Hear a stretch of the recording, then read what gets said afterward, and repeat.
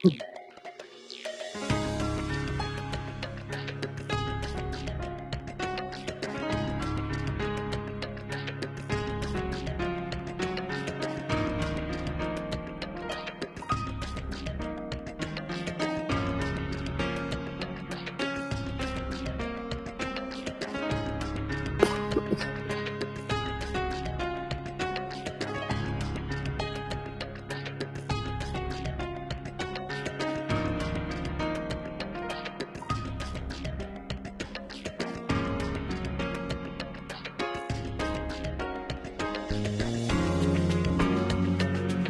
the team will audio and video checks are good for webinar and now according to the packet.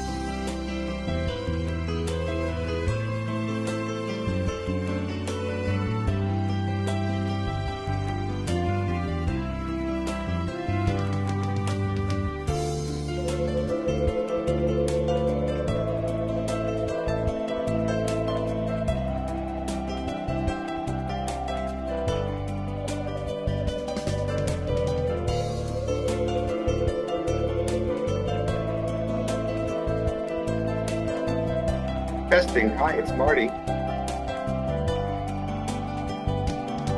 Anytime, Mr. Marty. I can see and I can hear you. Thank you very much. You're welcome, sir.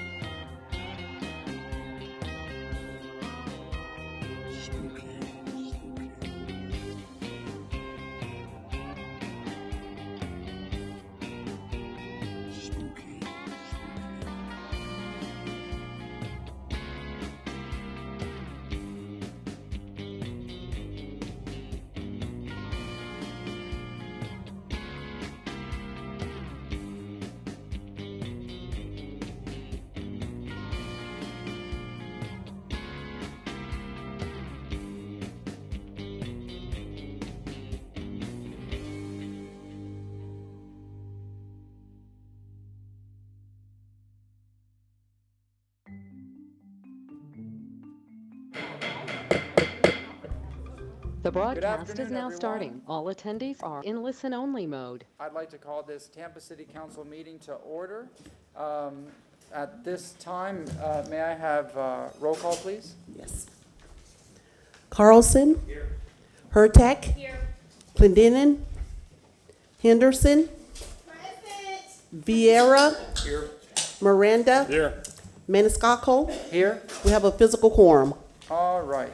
At this time, just a couple of announcements. First, I'd like to let everyone know that our attorney, Martin Shelby, will be virtual. Until then, Miss Andrea Zoman, the city attorney, is going to be sitting in, and then he will be logging in. And I would also like to recognize Miss Molly Biebel and the Mayor's Youth Corps. The Mayor's Youth Corps is sitting in the back. If you would all stand up, we'll acknowledge you. All right. A great group of students from throughout Tampa that serve and take part in the Mayor's Youth Corps. I've had the pleasure of speaking to their group and seen the changes over many years, and they're learning how the city works, city government, and all aspects of our city. So thanks for joining us. Stay as long as you like. It'll be an exciting meeting, and you'll get to see us at work. All right, at this time, may I have a motion to open all hearings? We have a motion to open all public hearings from Councilman Miranda, second from Councilmember Vieira. All in favor? Aye. Aye. All right, there's a couple of items going over this agenda. May I have a motion to move item number 12 to item number 1? It is very quick. Second. All right, Councilmember Clendenin with the motion, second Councilmember Miranda. All in favor? Aye. Aye. All right, we have a memo requesting item number 3 to be continued to February 22nd, 2024. So moved. Wait, Sorry. Mr. Collins, yes, sir. Good evening, Danny Collins with your Planning Commission staff. Just a few housekeeping things. Item number 3, TACPA 2223, is requesting a continuance to the February 22nd City Council hearing date. All right. Do we have anybody that wishes to speak on the continuance only for item number 3? I see no one. May I have a motion to continue? He made it second. Vieira made a motion. Councilmember Vieira with the motion to continue item number 3 to February 22nd, 2024. Second from Councilmember Miranda. All in favor? Aye. Aye. All right. Item number 6. Item number 6, that is file number TACPA 2310. The applicant is requesting a continuance of the tonight's transmittal hearing to October 26th and a continuance from the adoption hearing from October 26th to February 22nd. All right. Do we have anybody that wishes to speak on the continuance only for item number 6? So moved. Second. We have a motion from Councilmember Vieira, second from Councilmember Miranda. All in favor? Aye. All right. Any opposed? Anything else, sir? All right. We have a request that we take item number 9, 10, and 11 after number 2. Why? Because they're alcoholic beverage hearings, and we know that we are going to have quite a bit of public comment on the others. Just to keep it going, may I have a motion to move items number 9, 10, and 11 to be heard after 2? Thank you very much. All in favor? Motion from Councilmember Clendenin, second from Councilmember Vieira. All in favor? Aye. Aye. All right. At this time, we have. All right. We'll swear everybody in once we start with item number 9. Everything else is non-quasi-judicial. So at this time, Ms. Johnson-Velez. Motion to approve the agenda? So moved. Motion from Councilwoman Hurtak, second from Councilmember Miranda. All in favor? Aye. All right. Yes, ma'am. Item number 12. Thank you, Mr. Chair, members of the City Council, Susan Johnson-Velez, Legal Department. Item number 12 is a resolution that I prepared for council based on your direction after my summary and report on the EPC proposed rule changes. So this is just a resolution objecting to the inclusion of maps 1 and 2, and that we will submit it to the EPC if it's council's pleasure to approve this evening. Do you have any questions or comments from council? All right. Do we need public comment on this or no? No? Okay. May I have a motion to move the resolution? Motion from Councilmember Clendenin, second from Councilmember Miranda. All in favor? Aye. Aye. Any opposed? Thank you very much. Thank you, sir. See, that was easy. Look at that, 8:30, here we come. Yeah, right. Yeah. Yeah, right. Huh. Okay. Item. Knock on the wood. Here. There. All right. Item number 1, Mr. Cotton. Thank you, Council. I will do my best to be as fast as possible.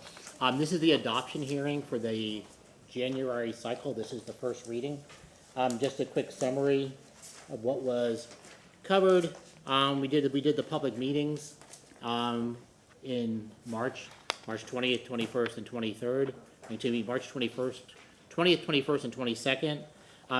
Just a quick summary. I have a full-blown presentation. If you have questions, I can go over some of those. But generally speaking, as we just saw on Tuesday and Wednesday, this was a code change to 27149. The first thing, if there's an event of a local state of emergency declared by the mayor, that anything, if you had to cancel your meeting, you do not have to show up to make a motion to move all those cases. They would automatically be moved to the next agenda. 27149, the second part of that is the motion, is the amendment to require what's not currently in the code, people to put the number of their application on both the letter and the sign. Even with the new signs we showed you a couple of weeks ago, the record number will still be on there. The next one, which is the development standard for Seminole Heights, was just a Chris Scribner's error to change from stories to feet. So 55 stories to 55 feet. The next one was for the height in a residential zoning district. For fencing, when a residential property is next to a commercial property, they can go to 8 feet by right versus having to seek a design exception to get the 2 extra feet. The commercial side already has the ability to go by right, go to the 8 feet. Adaptive reuse, which is allowed in EBOR. In the non-residential zoning districts, adaptive reuse is allowed for properties that are either in a local or national historic district or a local or national landmark. That allows somebody who is currently zoned commercial general and let's say is in Hyde Park to go through a adaptive reuse, which allows them not to have to comply with all the development standards in the code as a typical property would have to. For example, if existing home that's being converted to a commercial use can't always meet parking, this will allow them not to, parking would be based on mobility standards. Instead of having a 3.3 per thousand, for instance, it may be able to be reduced if there's on-street parking in front of the property and such. The next one was the definition of courtyard, which if you recall, we had a couple of discussions about the courtyard issue, which had to do with what is a courtyard. Right now in the chapter 27 is not defined. It's going to be defined. We're going to say what a courtyard is and what a courtyard is not. Next one is solid waste standards, which is requiring the inside of the solid waste dumpster container to be about a foot larger. That was a request from the solid waste department, make it easier for them to get their equipment in and out of that location. One was for the West Shore Overlay District, which the biggest one is green space and reduction in parking, make parking more. West Shore is one of the areas of the city that is actually more urban in nature. So that's mimicking the downtown and the CD zoning districts and some other requirements. And the last one was the electric vehicle charging stations. Thank you. It took me a moment there. I just wasted like 5 minutes of your time. To say that EV capable and EV ready. Capable means you basically have the raceway for the electric already there. EV ready means you're putting in the infrastructure to actually, including the charger ports to actually charge in the vehicle. Does council have any specific questions on any of those? I have a question on the electric vehicle charging. sir. That means on any new development, there'll be a requirement to provide electric vehicle charging. Is that correct or no? Requirements that require more than 50 parking spaces. Okay. So if you're doing a small office that only requires 6 spaces, you don't have to put in. But if it's an apartment complex or a large office space? Correct. Okay. That would be triggered. Now, on that one, I think was what Dana's getting up to say. Senate Bill 250, right? Right. You know, because of the last series of storms, that requirement is going to be pushed out to October 2024. So it's considered, because it might be considered more burdensome. So instead of running afoul of the state regulations, we're just pushing that enforcement out. People will be encouraged to do so now, but the enforcement will take place in October 2024 when the Florida statute expires. Councilman Miranda? Thank you, Mr. Chairman. Along the same conversation the chairman brought up on these stations for electrical, charge stations for electrical cars, Are there any regulations there, how long they can be there? Some I've seen in parking garages. that Oh, you they mean how hook long up they can sit to and charge? they stay there forever. No, it doesn't have that. We would not be able to enforce that. That would be up to the private person. I know, I understand what you're saying, because every time I park in Fort Brooke, it's the same vehicles are always parked charging. Well, we should have something in it. I see some people that hog the thing and nobody else can charge. And I'm not talking about myself, I'm talking about they're fast chargers anyway, some of them, and you can do it in an hour, 2 hours, but they're there 7 and 8 hours. But this is on private property, not city parking garages. I don't know if code what I'm enforcement talking would be about able is to the city cite them. garage. That, I would have to have parking, thank you. discuss that with you. Yes, ma'am. Thank you. Can you pull up the slide you have for definition of a courtyard? Yes, ma'am. Not quickly, but I can pull it up. Oh, no. Oh, here we go.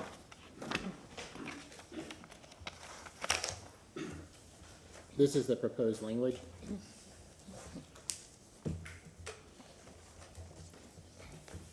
Would you like me to read it into the record, or are you all good? No, designed exclusively for use by pedestrians. Thank you. That's, Yes. yeah. Okay, That was a thank you. concern of the planning commission also. All right, anybody else? Is there anybody in the public that wishes to speak on this item, item number 1? All right, may I have a motion to close? Motion from Councilmember Clendenin, second from Councilmember Miranda, all in favor? Aye. Any opposed? Councilmember Miranda, would you mind reading item number 1? Thank you, Chairman. Item number 1, file number 2023/8, chapter 27. Ordinance being presented for first reading. An ordinance in the city of Tampa, Florida relating to the amendments of the Land Development Code, making revisions to the city of Tampa Code of Ordinance, chapter 27, zoning and land development, amending section 27/43, definitions, amending section 27/149, public notice requirement for land development decisions and tax amendments to the Land Development Code, amending section 27/156, official schedule of district regulation, amending section 27/211-6, development standards for commercial mixed use or other non-residential, SHCG and SHCI, development, amending section 27-211.8, schedule of permit use by district, amending section 27/238, West Shore Overlay District, development standards, amending section 27/283.12, off-street parking space standards, amending section 27/288, solid waste, amending section 27/290.1, fence and wall regulations, repealing all ordinance or parts of ordinance in conflict, providing for severability, providing an effective date. We have a motion from Councilmember Miranda, second from Councilmember Vieira, roll call vote. Clendenin, Yes. Henderson, Yes. Vieira, Yes. Miranda, Yes? Carlson, Yes. Hurtak, Yes. Maniscalco. Yes. Motion carried unanimously. Second public hearing is scheduled for September 21st, 2023 at 10:30 a.m. at the Old City Hall Building located at 315 East Kennedy Boulevard, 3rd floor, Tampa, Florida. Thank you very much. Yes, sir. Eric Cotton, Development Coordination. Item number 2 is specifically to the East Tampa Overlay District. It's a change to section 27-156. ADUs are a special use 1. This is to amend that section to specifically state they're allowed in the East Tampa Overlay District. That was a neighborhood-initiated request. All right. Y'all have any questions? Do you have any presentation or No, slides or sir. anything? Do No, you have sir. any questions for the gentleman? No? Do you have anybody in the public that wishes to speak on item number 2? All right. We have a motion closed from Councilmember Clendenin, second from Councilmember Miranda. All in favor? Aye. Councilman Vieira? Yes, sir. I move a ordinance being presented for first reading consideration, ordinance of the City of Tampa, Florida, relating to East Tampa Overlay District, making revisions to City of Tampa Code of Ordinances, Chapter 27, zoning and land development, amending Section 27-156, official schedule of district regulations, repealing all ordinances or parts of ordinances in conflict therewith, providing for severability, providing an effective Second. date. We have a motion from Councilmember Vieira, second from Councilwoman Henderson. Roll call vote. Henderson, Yes. Vieira, Yes. Miranda, Yes? Carlson, Hurtak, Yes. Clendenin, Yes. Maniscalco? Yes. Motion carried unanimously. Second public hearing is scheduled for September 21st, 2023 at 10:30 a.m. located at the old City Hall Building, 315 East Kennedy Boulevard, 3rd floor, Tampa, Florida. Thank you very much. And just for the record, Mr. Shelby is online. I see him, so we have an attorney virtually present. All right, at this time, we're going to take items 9, 10, and 11. If you are going to speak on 9, 10, or 11, please stand up, raise your right hand, and we will swear you in because these are now quasi-judicial. 9, 10, and 11. And I don't have anybody registered online, so it'll just be the folks in person. Please raise your right hand. Do you swear or affirm the testimony you're about to give is the truth and nothing but the truth? Yes. Thank you. All right, let's proceed. Item number 9, Mr. Cotton. Eric Cotton, Development Coordination. This request is AB 23-12 for a property at 101 North Franklin Street. The applicant is Robert Rivera. This is a revised staff report. The original staff report I believe he received had a wrong first name on the applicant, and the aerial that you received is wrong. This is at 101 Franklin Street, the yellow dot at Washington and Franklin. The applicant is the property is currently wet. Right now, it has a 2-cop, which is basically for beer and wine. The applicant is seeking to add regular liquor to the property, which is for consumption on premise only. The size of the property has not changed. It's 1,236 square feet indoors and 815 square feet outdoors. Parking is not required in the CBD. So this is the wet zone survey. You can see the property outlined in yellow. Again, this is currently being operated. Sales hours are requested to be consistent with Chapter 14. And the applicant is not requesting any waivers. There are some corrections that need to be done to the site plan between first and second reading. As noted in the staff report, on the site data table, he needs to remove the term for COP. That's not a term we utilize anymore. And he needs to add for AB classification as a small venue. And just some, this is the outdoor area. This is on private properties, and he does not have a sidewalk cafe permit. This is on private property again. And this is right across the street, the PNC building, the Hyatt Hotel. Council have any questions? So we're in the notice area. Correct. Correct. It's technically. Any questions for the gentleman? Nope. All right, thank you very much. Do we have an applicant for item number 9? Yes, sir. If you'd like to come up, yes, sir. Good evening, council members. Robert Rivera. Any questions for me? Is this the Santos location? Yes, it is, sir. Any questions for the gentleman? Do we have anybody in the public that wishes to speak on item number 9? I see no one, and there's no one registered. Motion to close from Councilmember Miranda, second from Councilmember Clendenin. All in favor? Aye. Any opposed? Councilwoman Henderson, would you mind reading item number 9? Yes, I move file number AB2-23-12, ordinance being read for first reading consideration. An ordinance approving a special use permit S2 for alcoholic beverages sales, small venue, consumption on premises only, and making lawful the sale of beverages regardless of alcoholic content, beer, wine, and liquor on that certain lot, plot, or tract of land located at 101 North Franklin Street, Tampa, Florida, as more particularly described in Section 3, providing that all ordinances or parts of ordinances in conflict are repealed, repealing ordinance number 97-57, providing an effective date. We have a motion from Councilwoman Henderson, a second from Councilmember Vieira. Roll call vote. Vieira? Yes. Miranda? Yes. Carlson? Yes. Hurtak? Yes. Clendenin? Yes. Henderson? Yes. Maniscalco? Yes. Motion carried unanimously. Second reading and adoption will be held on September 21st at 9:30 a.m.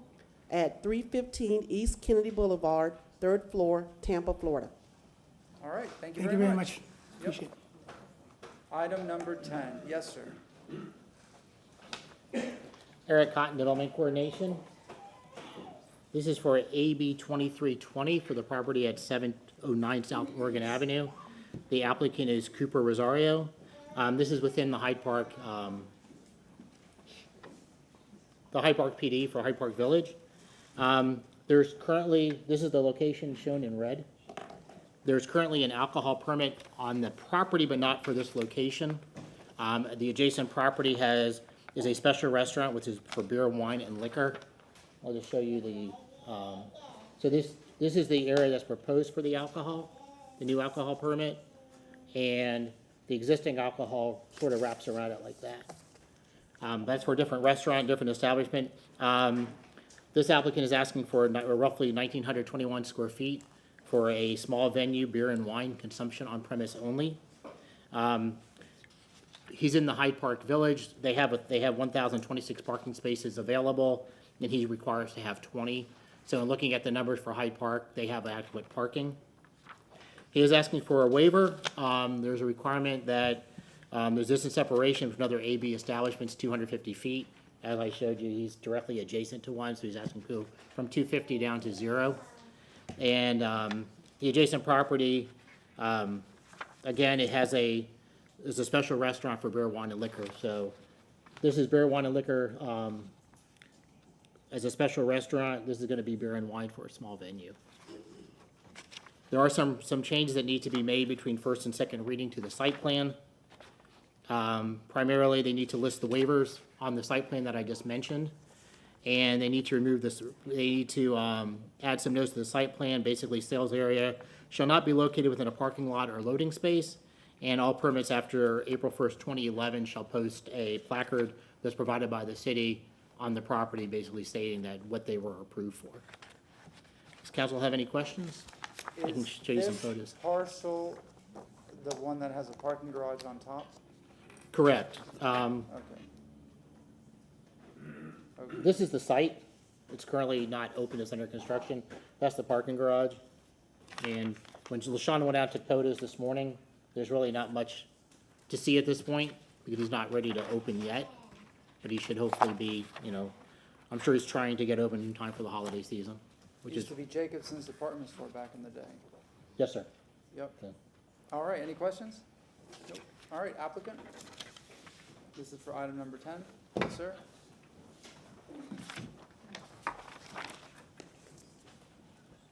Good evening, Steve Gianfilippo. Just if you have any questions. Do you have any questions for the gentleman?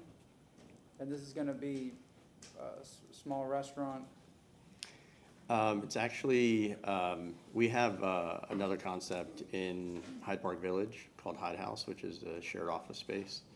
I don't know if anyone's heard of it, but it's about 30,000 square feet, community-focused concept office, photo studio, auditorium, test kitchen, so it's kind of the modern-day office. And this will be an extension of that concept to provide office tenants and members with an experience more conducive to business. So somewhere that they could actually go and order a beer or wine and actually hold a meeting. We have conference rooms there available as well. So. All right. Thank you very much. Any questions? No? Anybody in the public wish to speak on item number 10? Item number 10. We have nobody registered. Motion to close from Councilman Clendenin, second from Councilman Miranda. All in favor? Aye. Any opposed? Councilmember Clendenin. An ordinance being presented for first reading consideration, an ordinance approving a special use permit S2 for alcoholic beverage sales, small venue consumption on premises only, and making lawful the sale of beer and wine at or from the certain lot, plot, or tract of land located at 709 South Oregon Avenue, Tampa, Florida, and more particularly described in Section 2, providing that all ordinances or parts of ordinances in conflict are repealed, providing an effective date. We have a motion from Councilmember Clendenin. Was that Vieira? Councilmember Vieira with the second. Roll call vote. Miranda. Carlson. Yes. Hurtak. Yes. Clendenin. Yes. Henderson. Yes. Vieira. Yes. Maniscalco. Yes. Motion carried unanimously. Second reading and adoption will be held on September 21st at 9:30 a.m. at 315 East Kennedy Boulevard, 3rd floor, Tampa, Florida. Thank you very much. Thank you. Not yet. He's got one more reading. All right. Yeah, he did. Yes, sir. Item number 11. Thank you, council. Eric Cotton, Development Coordination. This is AB 2-23-23 for property at 5232 South McDill Avenue. The applicant is Mark Bentley. Council just saw this maybe a month ago for a rezoning from the CG to a planned development. The applicant is seeking, there's a correction in the staff report. The applicant is seeking a restaurant consumption on premise of beer, wine, and liquor. The previous approval that this property had was at AB 1, 14-55. They're adding liquor that was previously just for beer and wine. Requested hours are consistent with Chapter 14. Required to have 13 spaces or providing 13 parking spaces. The correct total, they're providing 2,062.8 square feet indoors and 889.86 square feet outdoors for a total of 2,952.66 square feet. So a little under 3,000 square feet of for the AB establishment. They're asking for 2 waivers. One is the distance separation from residential uses that required 250 feet down to 3.8 feet. The residential is directly behind this property to the east. And from other AB sales establishments from 250 feet to 125 feet. The other sales establishments are, it's a food mart, so it probably has a 2 APS. That's further south on McDill. Couple of changes that need to be made between first and second reading. Remove the AB, it says basically on the site data table, remove the AB sales area for indoor and total AB sales square feet, add the correct square feet as follows. And I think that's still the same mistake that was on the staff report. The calculations from our side was incorrect. Council have any questions? I can give you a quick, this used to be a Korean restaurant. That's what was there previously. Any questions for council?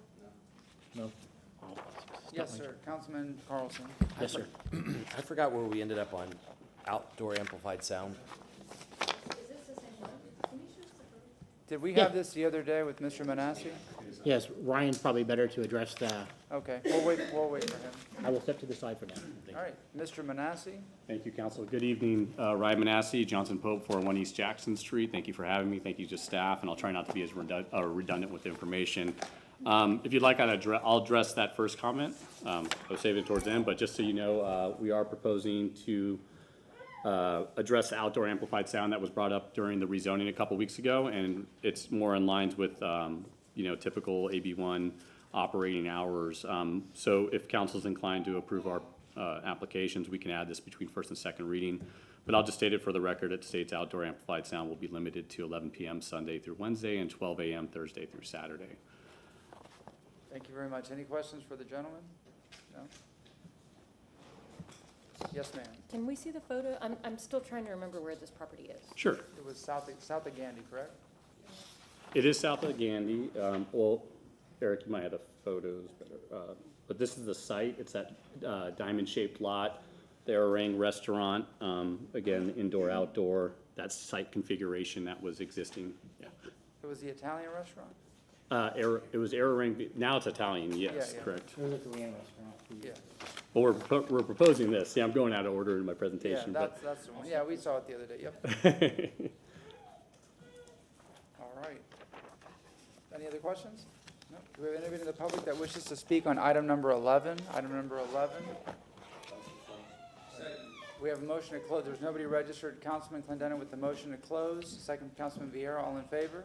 Aye. Councilwoman Hurtak. Thank you. File number AB 2-23-23, ordinance being presented for first reading consideration, an ordinance approving the special use permit S2 for alcoholic beverage sales, restaurant, consumption on premises only, and making lawful the sale of beverages regardless of alcoholic content, beer, wine, and liquor on that certain lot, plot, or tract of land located at 5232 South McDill Avenue, Tampa, Florida, as more particularly described in Section 3, providing that all ordinances or part of ordinances in conflict are repealed repealing AB 1-14-55, providing an effective date. We have a motion from Councilmember Hurtak, second from Councilmember Clendenin. Yes, sir, Mr. Manassi. I'm sorry, can I just submit that for the record? Yes. We have a motion from Mr. Chairman? Yes, Mr. Shelby. Yes, and also as part of that motion to make sure that the hours of operation are placed on the site plan? Yes, I believe they are. Is Yes, that I will correct? add that to mine to make sure that hours of operation are added to the site plan. So that was outdoor amplified sound? I'm Hours? sorry, outdoor amplified sound Yes. hours Oh. will be added to the site plan. Yes, as Yes, the thank you for gentleman that. showed. All right, we have a motion and a second. Roll call vote. Carlson. Hurtak. Yes. Clendenin. Yes. Henderson. Yes. Viera. Miranda. Maniscalco. Yes. Motion carried unanimously. Second reading and adoption will be held on September 21st at 9:30 a.m. at 315 East Kennedy Boulevard, 3rd floor, Tampa, Florida. Thank you Thank you, very City much. Council. Thank you. All right.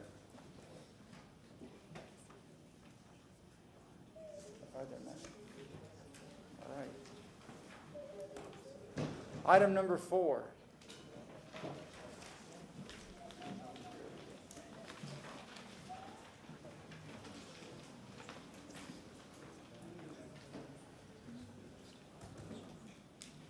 We should have entrance music.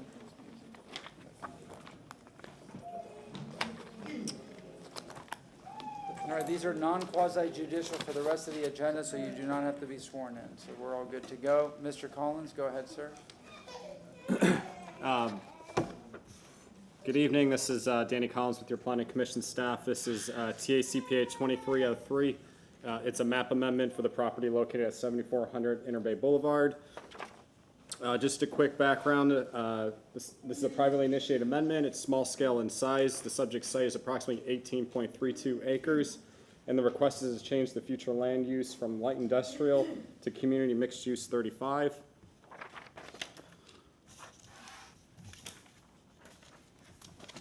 Here is the general location map. The subject site's within the South Tampa Planning District. It's within the Gandy Sunbay South neighborhood. Portions of the site are within the Colesai Hazard area and within the MacDill Air Force Base Clear Zone, and it is located here on our location map.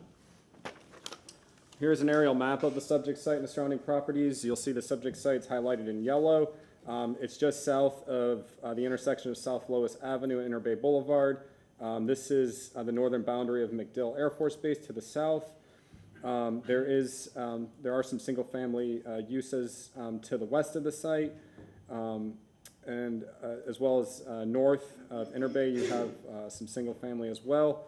There's a storage facility just to the west on Interbay Boulevard, and then this is South Manhattan Avenue, just to a couple blocks to the east of the site. Here is an image looking north from the subject site towards Interbay Boulevard. Here's an image looking south at the subject site from Interbay Boulevard.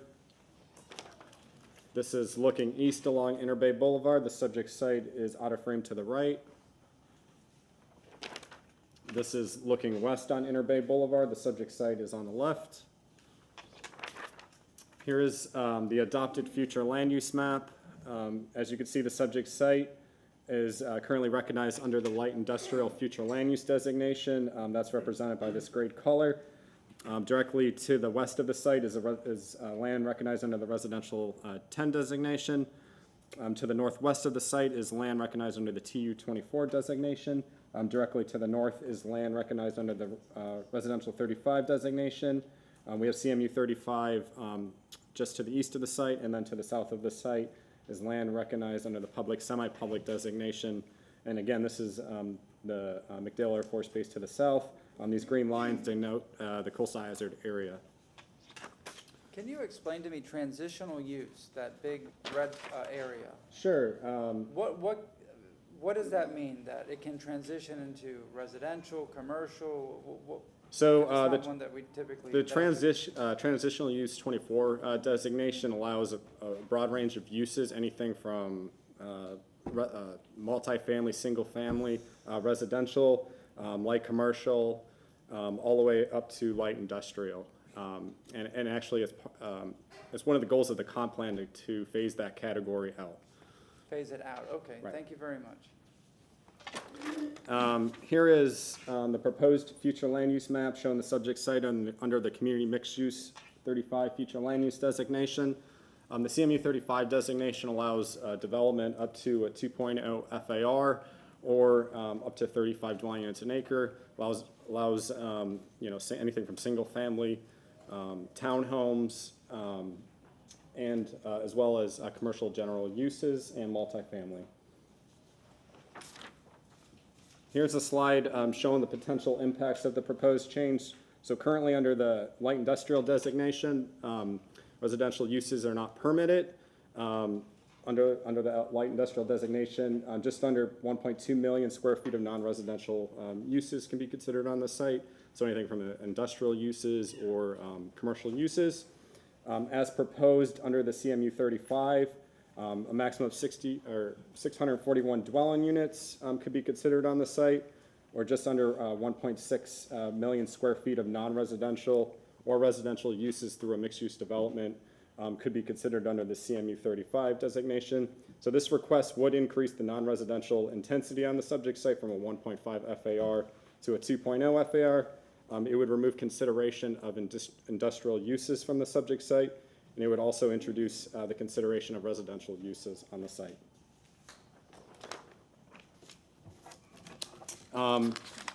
Though the Planning Commission staff found the request consistent with the comprehensive plan, this went to the Planning Commission a couple weeks ago on August 14th.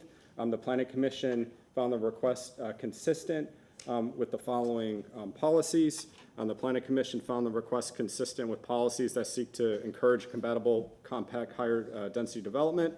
The Planning Commission found the request consistent with Land Use Policy 2.1.2 that encourages infill development on vacant and underutilized sites.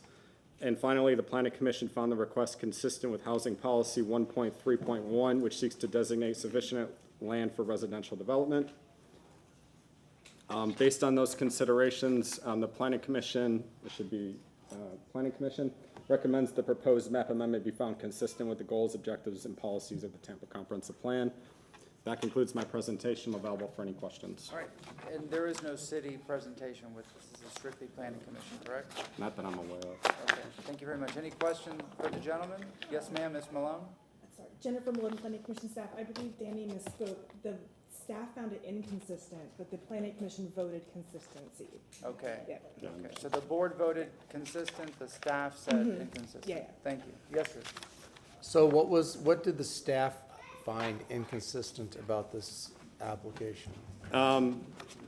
We found it inconsistent with policies that seek to, this is Planning Commission staff, we found it inconsistent with the industrial protection and preservation policies, as well as policies that speak to development in the coastal hazard area. This would introduce a significant number of residential uses or residential square footage or units within the coastal hazard area. So those are the bases. So in the process of the Planning Commission, how did the Planning Commission come to its conclusion with the staff's recommendation? But clearly, this isn't a protecting industrial area and it's within the coastal high hazard area. How did those two marry each other with staff's? It was a pretty close vote.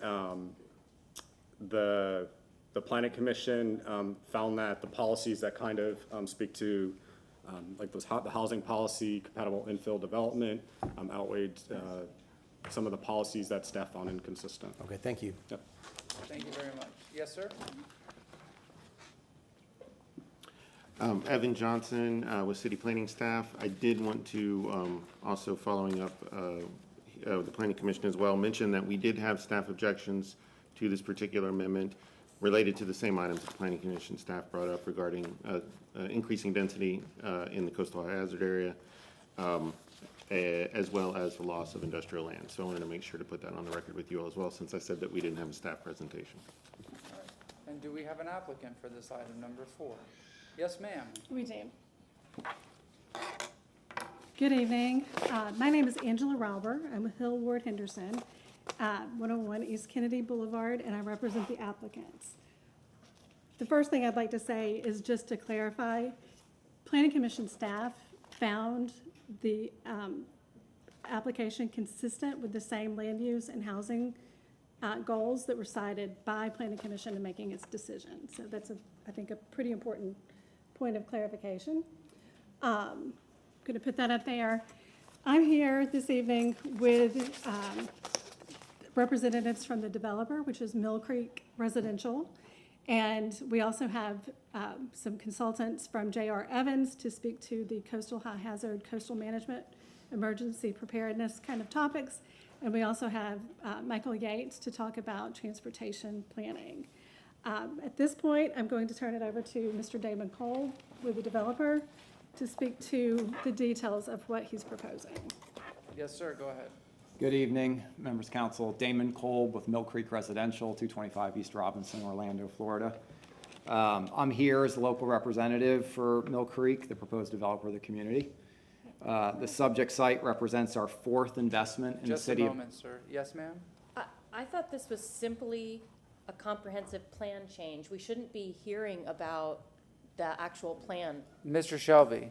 for this development. Am I correct, Mr. Shelby? Yes, this is not a rezoning. This is not quasi-judicial. This is a legislative matter. It's a policy decision based on the comprehensive plan. So he cannot, the applicant cannot discuss future plans for this site, correct? Well, let me say this, that what's before you is nothing related to that particular project, and it is not relevant to your decision in the fact that they are not one. Again, what you should look for in a comprehensive plan change is the maximum development potential for that property, because there is no obligation, as you sit here today, or for the developer to move forward on that. You're looking at this solely as amending the comprehensive plan and the future land use map to allow whatever development is allowed under that category. So he should refrain from showing any renderings of what a future rezoning would have or anything like that, correct? Or he should speak in generalities? Well, I guess he could make whatever presentation he will, but what I would bring to your attention at the end of that is really not relevant ultimately to your decision. Okay, so we can. You could look at it in the abstract as to how it fits into that particular category. And again, the characteristics of whether you want to change the future land use map or to what is being asked for as being requested, as opposed to what is presently there today. All right, so we should focus on the future land use change and what was discussed perhaps at the Planning Commission or what was found consistent or inconsistent, and not focus on future projects on the site. That would be my recommendation. Of course, the applicant may make whatever presentation the applicant chooses to, but in terms of your decision, it is a policy decision of the city council with regard to the future land use of that property. Very good. Sorry, sir, go ahead. No. So I'm here to provide some context. Right? Okay. That's what I'm here, not to talk details on a site plan. So the subject site represents our fourth investment in the city of Tampa and sixth in the Tampa Bay region. And the subject site is representative of our ongoing development of new homes in desirable locations throughout this region. Further context on why we're here requesting a land use change. The subject site became available for redevelopment as the site was originally utilized as a waypoint for drywall deliveries from the Port of Tampa Bay. However, the majority of those facilities have since relocated to the Apollo Beach and Gibsonton area. The site is currently utilized for truck storage and a relay point for deliveries. When we began working with the landowner over a year ago, the owner admitted the current use was no longer compatible with the adjacent residential uses, and an expansion of the trucking facility was not a long-term solution, and that he was seeking other sites outside of this area. So tonight, we're here regarding the change in land use, the first step in the approval process. In conjunction with our initial submittal, we met with SOG leadership and held a community meeting in south of Gandy. We modified our land use application that's before you tonight based on constructive feedback from SOG. Specifically, SOG requested retail uses and the inclusion of unit types for families due to the ongoing housing needs at MacDill. We've addressed both of those items in the companion PD plan that will come at a later date that was been submitted to the city this week. Specifically, we included community serving retail and incorporated 3-bedroom townhomes into our design. A total of 30% of our proposed units are 3 bedrooms, which is a significantly higher percentage than the adjacent communities. The land use doesn't require this, the zoning code doesn't require this, but we're providing a mix of housing options and neighborhood serving retail in our community adjacent to one of Tampa's largest single-site employers. And we view this as a win-win. With that, I'll turn it back to Angela to take you through the compatibility. Thank you very much, sir. Yes, ma'am.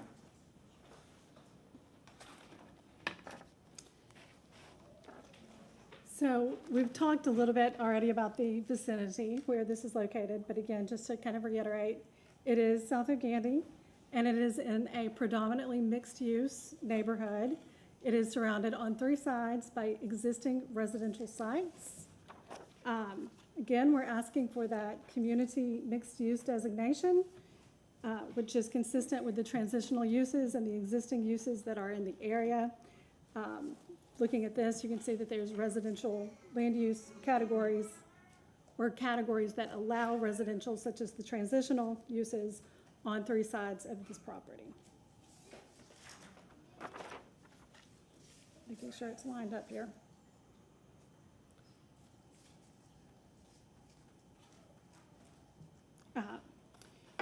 The site was found to be compatible with the surrounding neighborhood by the Planning Commission, and in support of that, they referenced specific housing and land use goals in making that determination. There are multifamily apartments to the north. There are multifamily apartments to the east of the site. Also to the west, there are existing townhome units, and then McDill Air Force Base to the south. We believe that this, as Planning Commission found, this is consistent with the existing mixed-use neighborhood. I won't go into too much detail about the existing PD, but there has been a companion PD zoning submitted. Again, the Planning Commission staff cited several land use goals that, in support of its consistency findings for land use and housing, ultimately they weighed in favor of the preservation of industrial and the coastal high hazard area, but they cited numerous land use and housing strategies in support of finding of consistency. The existing development is a trucking terminal currently, which is utilizing only a fraction of its available intensity upon that industrial zone site. One important point is that the subject site is zoned light industrial, so even without a future land use amendment, Live Local would allow residential uses on this property.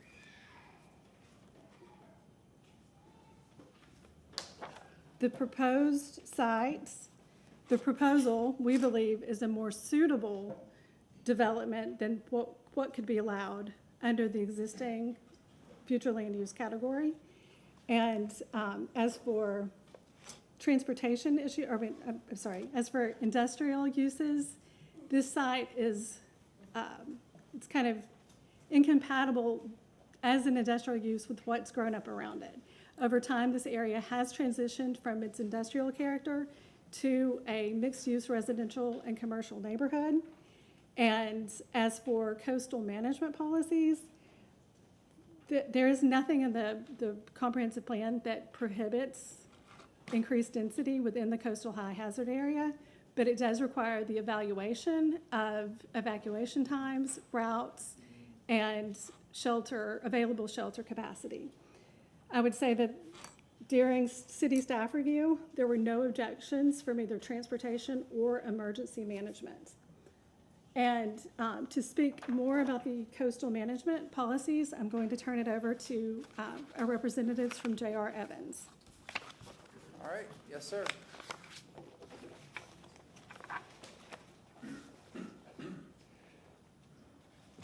Good evening, council members. My name is Jim Von Rintown with J.R. Evans Engineering. I'm a certified emergency manager nationally and in Florida, as well as a certified floodplain manager for the last 25 years. Also have 15 years of experience as an emergency manager down in Collier County where I oversaw 17 evacuations and sheltering operations, most of them major. I was asked to take a look at this project and analyze the impact on evacuation and sheltering, and my detailed analysis is in your report, but essentially I found no significant impact to your evacuation or sheltering consistent with your emergency management staff finding. If you have any questions, I'm happy to answer. Any questions? Thank you very much, sir. Who's next?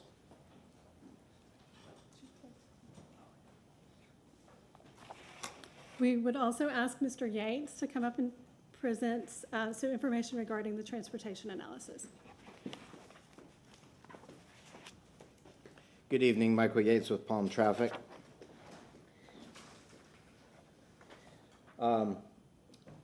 We did a trip generation comparison for the existing general light industrial that could be developed on the site, which was referenced in the presentation. You can see from this that would generate 5,800 daily trips, 800 AM peak hour trips, and almost 800 PM peak hour trips.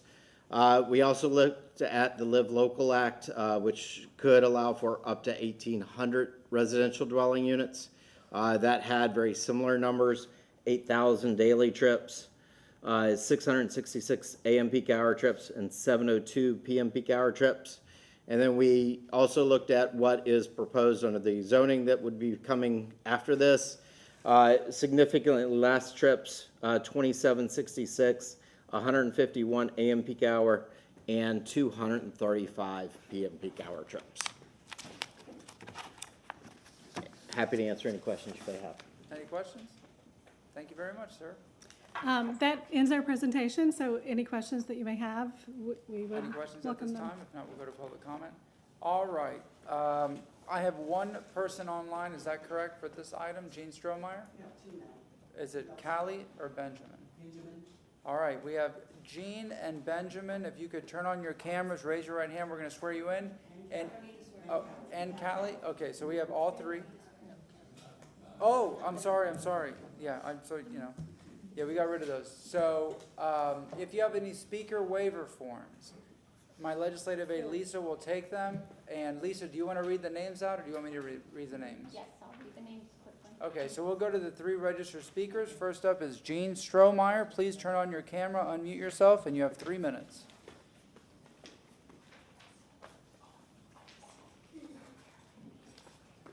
Hello? Yes, ma'am. Can you turn your camera on? Okay. Can you hear me? Because I haven't done this in a while. Yes, we can hear you. If we can And frankly, I thought this was going to be non-quasi-judicial. I would have put a It different is. shirt It's on or non-quasi-judicial. something. It was my mistake. So, I Okay. don't, that's Benjamin, but we need to get Jean on. Jean, is your camera on? It's on. Can you hear me? We can hear you. I Hold just on. can't see you. You can't see me? Share webcam. I've got this. Okay. Oh, there we are. Go Hi, ahead, y'all. ma'am. We can see you and hear you. It's been a very long time. I thought this wasn't going to be video, but oh well. Welcome all the newbies that I've never seen before. London, and I voted for some of you, and I hope you do us right. Anyway, ready? Yes, ma'am. Go ahead. You have 3 minutes. We're going to start the clock. Okay, thank you. Hey, my name is Jean Strohmeyer, and I live south of Gandy for 32 years. I purchased my affordable home at the tender age of 23. My daughter, who just turned 24, unfortunately felt she had to leave Tampa because it was inaccessible to her college-educated self that I paid for, and moved to New Jersey so she can afford to live somewhere. Isn't that a joke? But it's true. So this property in our bay, it's 7,400. It's light industrial. It's not residential. They don't deserve residential. We don't need residential. If y'all remember, the coastal high hazard is supposed to be no residential, no buildup of residential south of Gandy or New Tampa, right, Mr. Vieira? Thank you so much.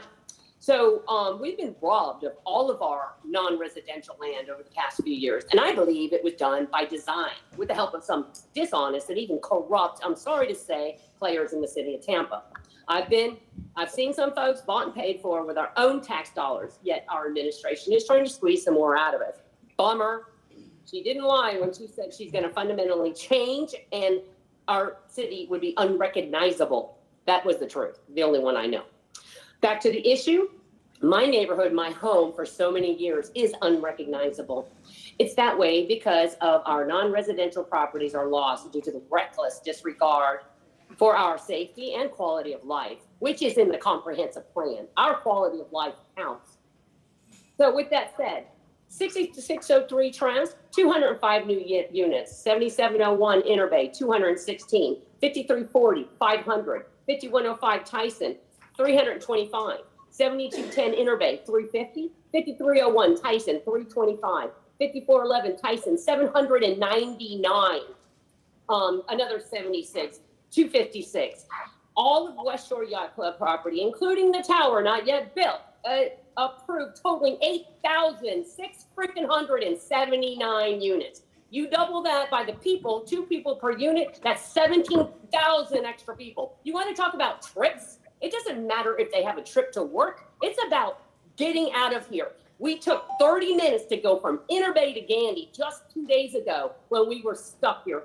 Oh, y'all don't listen to this. Don't let them lie to you. Oh, by the way, we're not supposed to have building down here at all. That's a bull. And if you pay for some expert to tell you that it's okay to have another 17,000 people down here, they're lying because they're paid for. This is zoned light industrial. It's occupied by a trucking company. It's used daily, but they don't evacuate from their job. They evacuate from apartments. We're talking, again, 17,000 new people. Thank you very All much. I have to say is vote no. Oh, that's not right. You're done. Benjamin Ward. Benjamin Ward, you're up.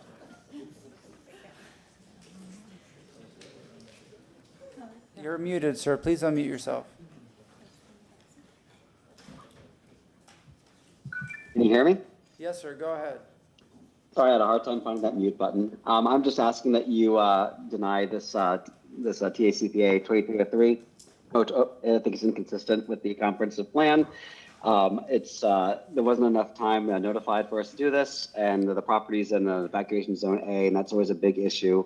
Living south of Tampa, we just had to deal with the evacuation this past week, and it's always a problem. It's a problem when we're not being forced to evacuate. So this just adds more to the issue. I think it would not be a good idea to have this, and that is all I have to say.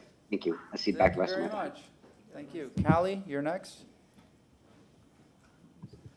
Hi, my name is Callie Deno. I'm the Port Tampa Civic Association president, and I ask you please to deny this request. I've been around the past 2 days after this storm, and all the permanent services are gone, or most of them, and the apartments that have been built up have caused so much flooding on properties that used to not be during the storm. I've talked to people who lived here for years and years, and they've never seen flooding like this. Continuing to build apartments like not going on at all. It wasn't in our plans. I ask that you deny it and don't allow double what is currently being built on Interbay. The infrastructure down here just can't take it, and the sewer system can't take it. I know they build bigger sewers when these apartments go up, but the existing infrastructure just can't handle all of it. So I ask you on behalf of the Port Tampa Civic Association to deny this. Thank you very much. That concludes our virtual speakers. We now go to the in-person public comment. If we have any speaker waiver forms, Ms. Edwards is going to call your name. If you're here, please raise your hand. Yes, ma'am. Lisa, go ahead. Sandy Diego Sanchez, Adrienne Laramie, Dana Gordon, Kayla McCaskill, Lewis Jones, and Eleanor Austell. Yes. Okay, All right. so you have, those are 6 people, you have a total of 9 minutes. Can we let Sheikah go first so she can take the baby and go home, please? Oh, okay. Well, then, this is for Carol Ann? Okay, so No, this, No, I'm just saying, but, okay, we'll let, so Carol Ann will have a total of 9 minutes. okay, but we'll let, yes, ma'am, you can go first since you have the baby. Please state your name. Hello, I am Jarshika Kowaleski. And the baby's name. And this is Penelope Kowaleski, Penny. We live in Southtown Park in the neighborhood adjacent to the trucking company. where I also happen to be the HOA president. And I'm asking you this evening to please vote no. I've lost my train of thought, being that I have the baby right now, but just some of the main points that come to mind. We don't need additional apartments. We need retail. We need things that are going to bring jobs into the community. The additional personnel coming into South Tampa not only poses a hazard from an evacuation standpoint and congesting roads and things like that, but some of the other effects that don't seem to be measured in this forum is how it causes contention and division within a community. Because what you don't see is that there's a lot of division with the old time Saugers versus the new time folks. And when you just constantly allow this constant building, you're causing an unintentional consequence of division in the community. Sorry about that. But additionally, again, back to retail, no one is driving through south of Gandy and saying, gee, you know what, these people need additional apartments, like they really need more. No, they're saying that we need businesses. We need stuff to actually sustain the people that we constantly bring into the community. And that's all I have. Thank you very much. All right, next speaker. Carol Ann, do you have videos? I do. All right, if we can upload, do you want the videos first? No, I'll tell them when I want them to play them, if that's all right. Well, cue the videos and then you give Yeah, the... cue the videos and wait for my cue. Okay. Go ahead, ma'am. Please state your name. You have 9 minutes. Okay. Let me put this on here first.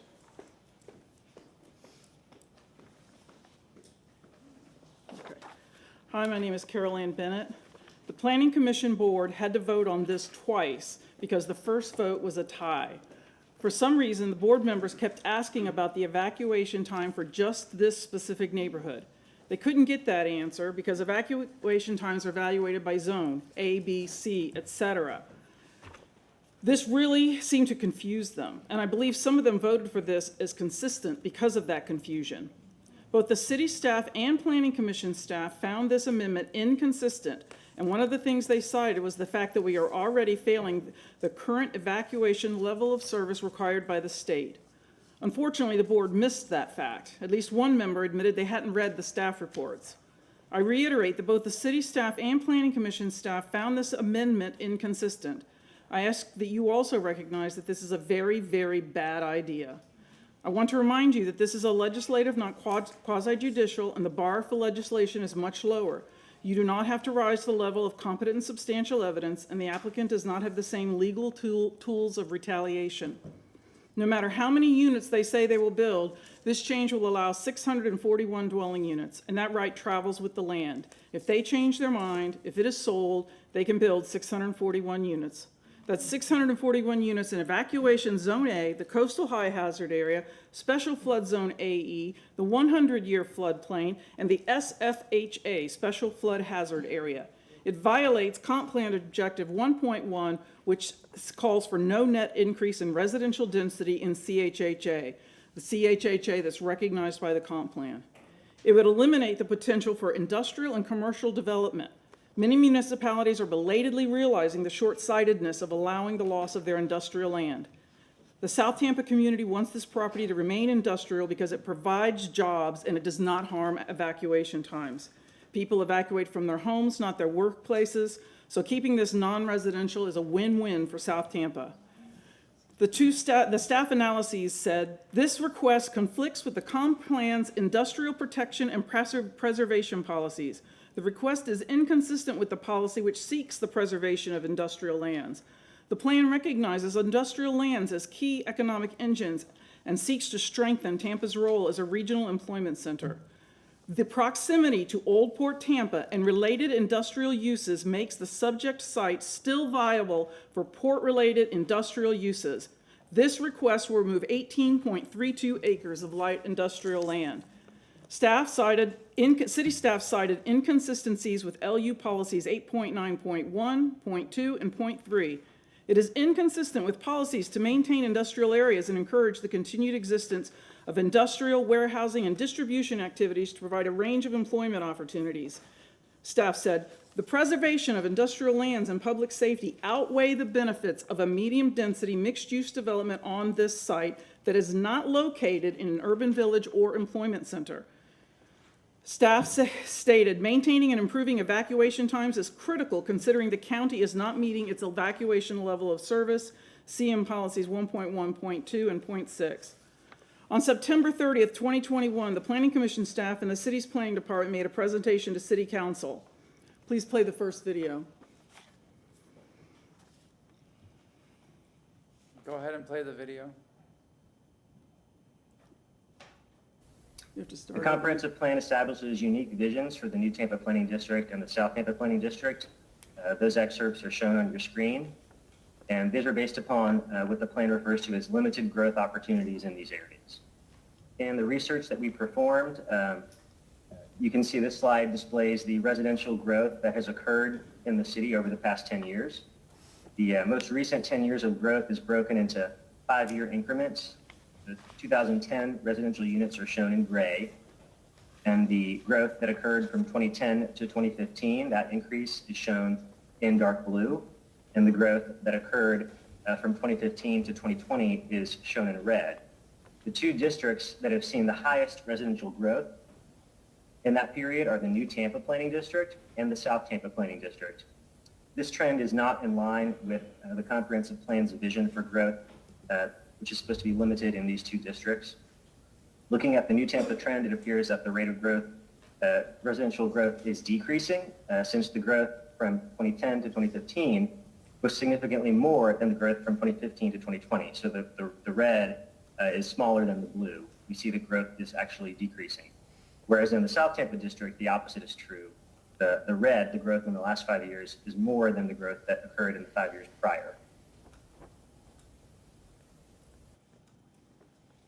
The next video is David Hay from the Planning Commission staff. Please play the second video.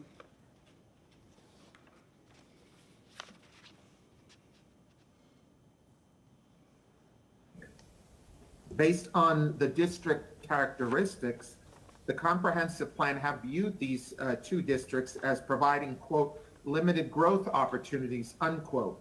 There are also references in the comp plan calling these two areas, quote, areas of stability, unquote. The comp plan really envisions the three core districts, Central, West Shore, and University, as having the most growth opportunities within the city of Tampa. The majority of transit and employment in the city of Tampa are found within the Central, West Shore, and University planning districts.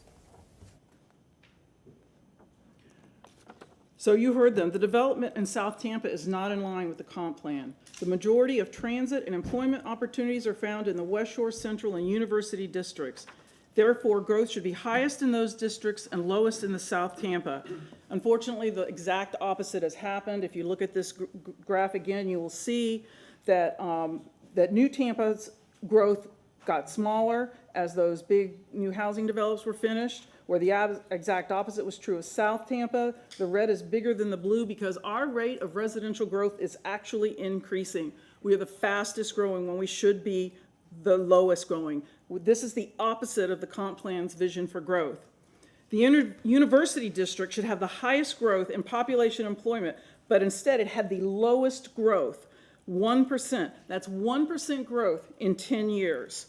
I want you to look at this map. This is the University district. This is the Central district. This is part of the other district. I want you to notice that they don't need to evacuate. You need to think about how important that is. Think about how much it costs a person to evacuate for days. Think about how much damage is done to their cars and their homes. Think about how hard it has been for Hurricane Ian's victims in Fort Myers to get insurance companies to pay out and how high their deductibles are. Think about the pictures of flooding from Adelia.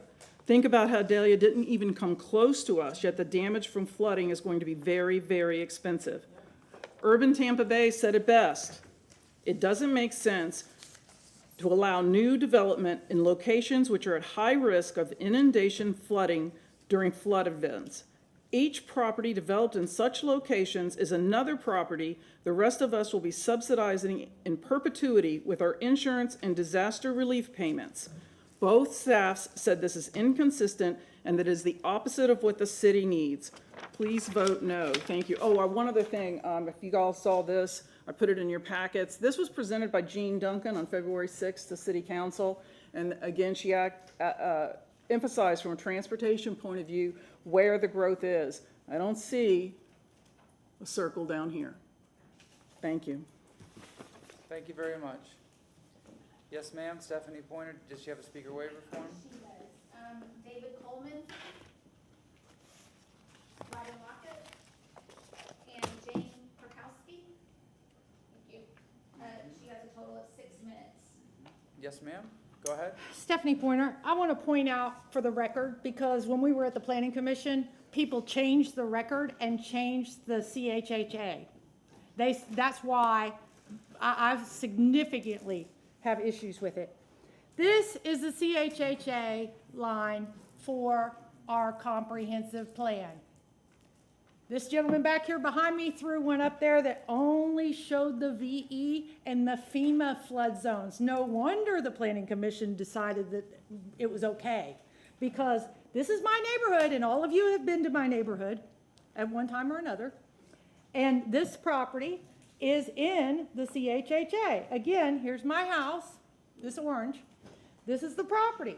There's 350 apartments going in here. There's 216 going here. There's 205 there. And as Jean pointed out to you, all of these stole places to work from our community. People don't evacuate from their work. When they take this trucking company, that works. I guarantee you they work, because I see the trucks going in and out of there every day. Another little issue is this is one of the few ways out of Robinson High School, and it's already a death trap trying to get out of there. I would like to remind you that we've got all these apartments coming, 6,300 and some, okay, and the yellow ones aren't finished yet. This is my fabulous little map. This guy made it for the GHS. And please, if this gentleman gets up here and shows a PowerPoint, please let us come back up, because I have more issues with what they said, and I have proof. Okay, if you look right down here, the number of units in SOG has doubled since the comprehensive plan was written in 2016. Doubled. We've went from 10,000 units to almost 20. I mean, really? And we saw this morning, you guys saw on the news yesterday, just like everybody else did, all the flooding that's went on there. And one of them, people said, oh, that's the tide. No, it's not the tide. The Legion wasn't flooded.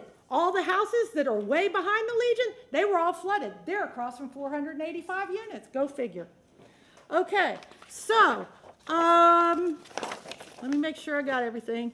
But I want to make sure that we understand, first of all, this isn't going to be live local. We asked this gentleman right here for affordable housing. That guy right there and his buddy back there. We asked them for affordable. They said, nobody wants affordable next to them. Are you kidding me? And I'm like, well, you've never met with us then, have you? And they said, no. In order for it to be live local, don't let this chick sell you a bill of goods, because in order for it to be affordable, it has to be affordable, at least 40%, in order for it to be live local. So it can't be live local. So let's stop telling a story. The other thing is transportation. We have all these other issues already in our community. Look at the water that's still on the road today. I got pictures. I'm sorry, I did not bring my maps. I forgot my PowerPoint when I came back. These folks here, this guy right here and his compadre who's back there, said that there are 10 shelters within 10 miles of us. Now, 5 of those are in South County. Apollo Beach, Riverview. I'm like, excuse me, are we supposed to swim across the bay? How are we supposed to get there? But listen, this property is right flat in the middle of the coastal high hazard area. Here it is. So I have not spent my time digging into this, but I want to remind you one thing. You have absolutely no obligation whatsoever to approve this. This is not a rezoning. This is a plan amendment. These people think that they know better about what we need in our city than what our future land use says. And I think we all know better. The bottom line is these folks can't just come to our city. They're not from here, they're from Orlando. They can't just come to our city and make changes. Nobody wants these. You have the emails. You have the people who've reached out to you. You know what? There were a bunch of them who were supposed to be here with us tonight. You know where they're at? They're home. They're cleaning out their houses. Because like Callie was saying, I don't know if you understood that or not, Callie lost 4 more affordable housing units, 4 duplexes over there by the Legion because of the flooding, just like we did with Etta. That never happened for the 15 years before those 485 units were built. When do we stop putting folks' lives in danger? When I talked to the city this time, we have 2 affordable housing complexes already. The city said, we will send vans down to get those people. Do you know we had 4 apartment complexes that turned off the electricity and turned off the water to those apartment complexes? Because they said, oh, you have to evacuate. So the people who did what they were supposed to and evacuate, they came home to refrigerators full of ruined stuff. And these were affordable. These were people who were homeless in the last 6 months or so. We have got to stop. South Tampa's full. SOG is even more full. They're not building what McDill needs. I don't care if they built 30% in their little world, okay? If they wanted to build 100%, that'd be a different conversation because that might be what we need. We've got all these additional units that I showed you, 7,000 of them, and 94% of them are 1 and 2 bedroom, which nobody at McDill wants to live in. I wish that Ben had a minute to tell you that. I wish you would go back and listen to the Planning Commission meeting. I wish I could show that whole video to you where Tony Rodriguez said, we don't need 1 and 2 bedrooms. Please deny this. There is nothing to stop you from denying it because all it is a comp plan change. It's not a rezoning. Thank you very much. Thank you. Anybody else wish to speak? All right. We offer a 5-minute rebuttal, correct? Marty, being that this is a future land use, we have a 5-minute rebuttal just like we treat everybody else? Yes, that's been consistent. Okay. Applicant, you have 5 minutes to rebut.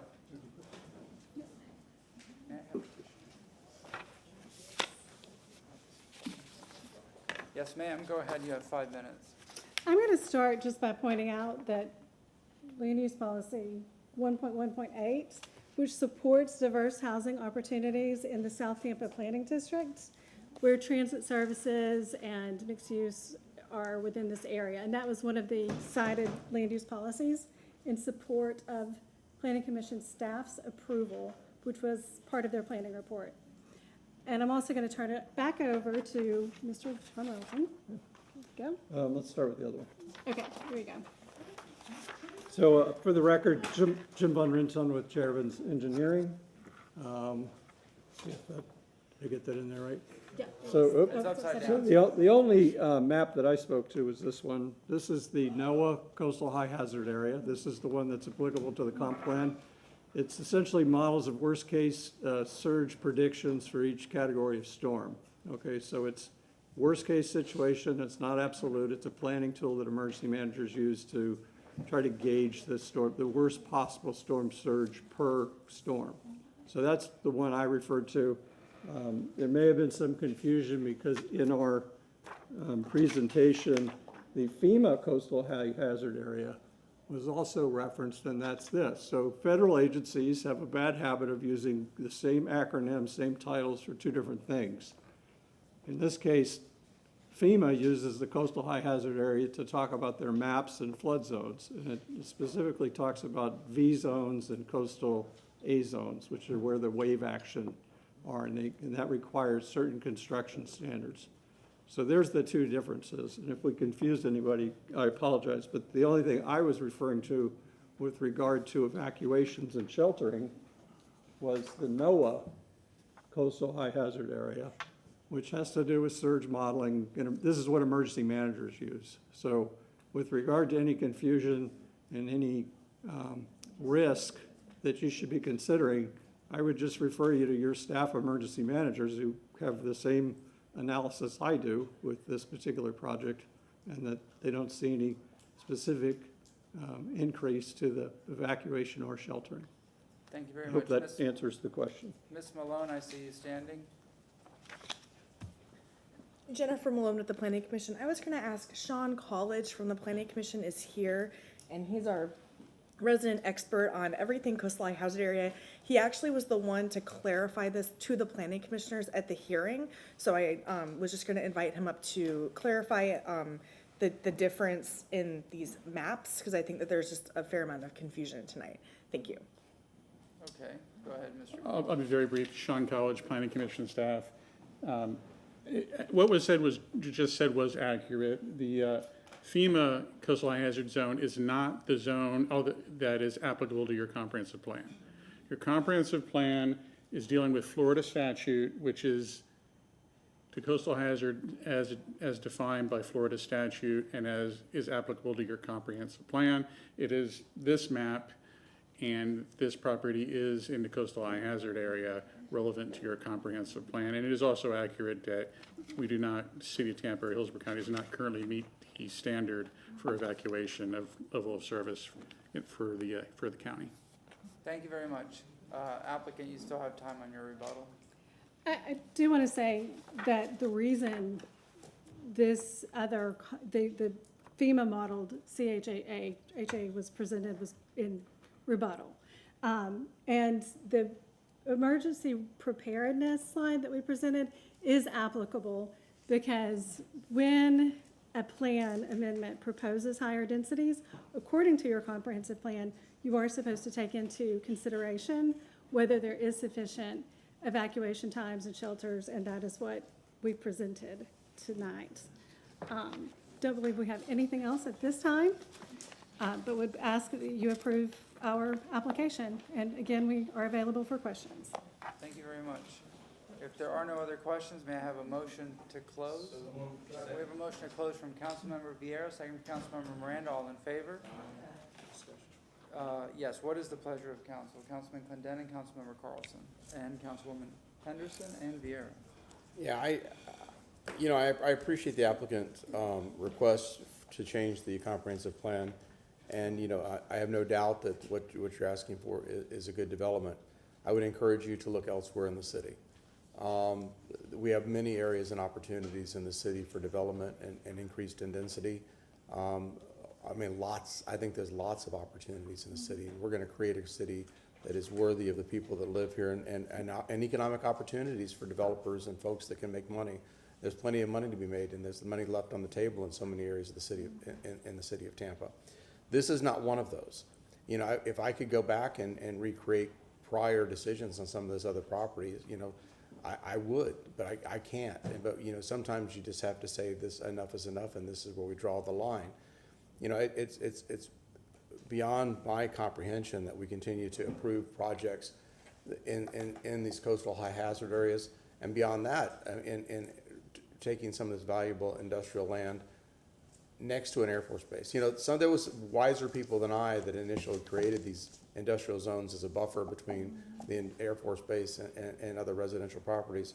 And so it makes common sense to me, because one day there may be fighters there again, and it's going to sound like Vietnam in the south part of Tampa. But again, there's lots. I look forward to you doing business in the city of Tampa and making lots of money in the city of Tampa. South Tampa's full, and we need to look elsewhere and look for economic opportunities. And for anybody else that's listening that wants to apply for this type of development in South Tampa, look elsewhere. I mean, you saw we have areas of Sulphur Springs, the university areas, West area, Drew Park. There's tons of areas that are wonderful opportunities for people to make money in the city of Tampa. This is not one of them. Thank you. Yes, sir, Councilman Carlson. I was just going to say I'm happy to make a motion to deny, but if let me go to the other council members. Councilwoman Henderson, Councilmember Vieira. Yes, I just want to say that, I agree with the staff report in finding this inconsistent. There are other opportunities for your organization to go elsewhere. East Tampa is willing and waiting for you, but South Tampa is full, and because it's a high coastal area, that tends to even add more of a no for me as I continue to learn in this. And also the fact that, there should be opportunities for those areas to remain as regional employers. And I just can't support you at this time.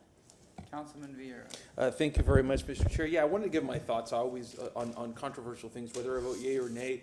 You know, a lot of times on some of these, I'll always point to the staff reports and go, we have a positive staff report, no waivers, blah, blah, blah, our hands are tied, et cetera. This is the opposite, where I think our hands are tied 100% against this. You read the staff report and just going over the Planning Commission's findings, it says, quote, the potential introduction of potentially introduce 641 dwelling units of residential unit uses on the site conflicts with the policy direction of the plan to direct potential, or strike that, population increases away from the coastal high hazard areas. It also says proposed plan amendments that would increase densities within the coastal planning area shall demonstrate no negative impacts on hurricane evacuation times, routes, and shelter demands. This applicant does not address or demonstrate if the amendment will have no negative impacts on hurricane evacuation times and routes. Maintaining and improving evacuation times is critical, considering the county is not meeting its evacuation level of service. Those things, and we're obviously dealing with this hearing just a couple of days after a very scary event for Tampa, which makes it very, very emotional. For all of us, I think these findings take away the emotion, which is very reasonable, very normal, obviously, and I think give us a very clear direction where we need to go on this in opposing this. Obviously, we want more housing in the city of Tampa. That's something that we should all support, but I think putting it here is very unreasonable. And with this report and the language here, I think approving this would be a move that, an opinion that's damning. Thank you.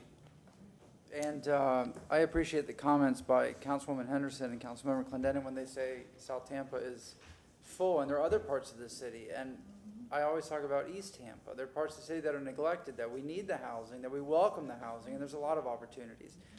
We saw this hurricane the other day. I've been here my whole life. I've seen many near misses, and I see how narrow the streets are, a lot of two-lane streets, evacuation. We see the flooding from what was a minor event compared to the catastrophe that we could have faced with a direct hit. We've been lucky for 102 years, and sooner or later, something's going to happen, and we're going to see the true negative impact of overbuilding in these areas and the issues with the evacuation and all the hazards that go with them. Councilwoman Hurtak. Thank you. You know, I'm going to echo what my fellow council member said about flooding. The thing about that map, we can argue about that map, but that map's only going to get redder. It's not ever going to back up and become orange. It's going to only get redder. And as I looked at that peninsula, I was just thinking to myself, when does the entire peninsula become red? It will happen in my lifetime. And I'm middle-aged.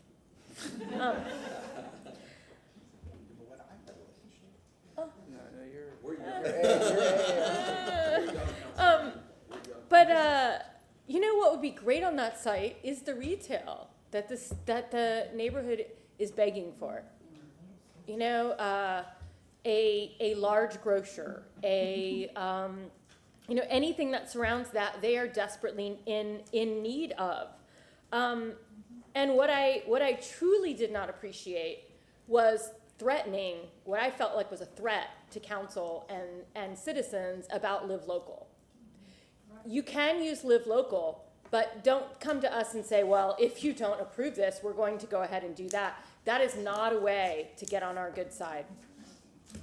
Yes, you are allowed to do that, but coming and basically threatening us is not a successful strategy. And I would recommend no one come to us and try to tell us that they're just going to go around us and do Live Local. Because if you did Live Local, you'd have to put 40% affordable housing, and that's not affordable. I know how much that land costs. It's not cheap. So please don't come and threaten us again. I get threatened, and all right. Councilman Miranda. I guess where I come from, I'm never threatened. I just listen and do the best I can with whatever ability I have. So I'm a little different that way. I just fluff them off and keep going. It's like picking a ball game. You can't win them all. And if you could, life would be miserable because, say, when am I going to have an upscale to do something better than what I'm doing now? And you can't. So it's just, and I'm not trying to make this a funny thing or regarding land zoning and baseball, that's out of text, but the location. You've heard that from many developers and those that deal in this kind of business day in and day out that do the best to represent their client, and that's what's happening here. It comes to those three words: location, location, and location. I mean, there's other areas of the city that this could go into. I'm not telling you where to go. I don't have that right, but it's your grab, your deal. You're finding a fact, and the finding a fact this time from the beginning didn't show much positive at all. And reading the reports and reading other things like the rest of us have, it showed that it was a tough sell. And I think the developer knew this. I can tell you by just looking at you, you knew this. I didn't get bald and old for a reason. I've just listened to a lot of people, and I see you smiling, and I believe that I'm right. I'm not telling you what to do or not to do. But in this case, I think that you, from the beginning, there was a little hesitancy to go forward in your tone of voice. I listen to what people say. I remember most what they don't say. And then I see what they say, and the next thing I do, I study the body language. And body language tells me more than words. But in this case, I'm sorry. Thank you very much. Councilman Carlson, did you want to make a motion? You had mentioned. Yeah. Marty, can I make the motion? Is Marty still there? Yes, he is. Do you want me, Marty? I'm here. Do you want me to cite Yes. anything or just make the motion to deny? No, I want you to, well, you've heard the discussion, that's part of the record, but certainly I think as part of your motion, the more detailed you are, citing to specific provisions, Yeah, I would just like citing to, specific facts as you find them to be, would be helpful to the record. I'd like to move to deny, item number 4, file number TACPA 23-03, for the reasons discussed by my colleagues. Also, just reading from the staff report, the subject site does not meet the general character description of a traditional neighborhood. Land use policy 9.3.8, it is the intent of the city that new residential redevelopment projects shall be minimally disruptive to adjacent areas. To achieve this, the city shall assess the potential positive and negative aspects of residential development policies. Also, the proposed amendment would allow 641 additional residential units within the coastal high hazard area. The site does, staff objects for the reasons in coastal management objective 1.1 and land use policy 8.9.1 accommodate a range of employment activity to ensure employment opportunities are available for the city's diverse residential population, including maintaining healthy manufacturing industrial areas. Land use policy 8.9.2 encourages the continued intensification and existence of industrial warehousing and distribution facilities. Land use policy 8.9.3 maintain industrial areas that provide for the manufacturing of goods, flex space, and research and development that are attractive, compatible, and joining non-industrial areas and well maintained. Second. We have a motion from Councilmember Carlson, second from Councilmember Henderson and Councilwoman Hurtak. Yes, ma'am. Can I add a friendly amendment? Go ahead. That this does not follow CM Objective 1.1, direct future population concentrations away from the coastal high hazard area, CHHA, so as to achieve a no net increase in overall residential density within the CHHA. Accept the amendment and would like to add one more. Land use objective 8.9, recognize industrial lands for their support to key economic engines within the city in order to strengthen Tampa's role as a regional employment center. We have a motion from Councilmember Carlson, second from Councilmember Henderson, friendly amendment from Councilmember Hurtak, which was accepted. Roll call vote. Hurtak, Yes. Clendenin, Yes. Henderson, Yes. Vieira, Yes. Miranda, Carlson, Yes. Maniscalco. Yes. Motion to deny carried unanimously. Thank you very much. The next is item number 5. Mayor's Youth Corps, are you enjoying the meeting? If the answer to that is yes, then you're not well. You know what? We expected a much bigger crowd tonight. Yeah, let's just take a few minutes. If the Mayor's Youth Corps can come up and just introduce yourselves. Okay, come on up, everybody. Yes, tell us what Everybody in those blue shirts. I want to know what school you attend. We're going to find out.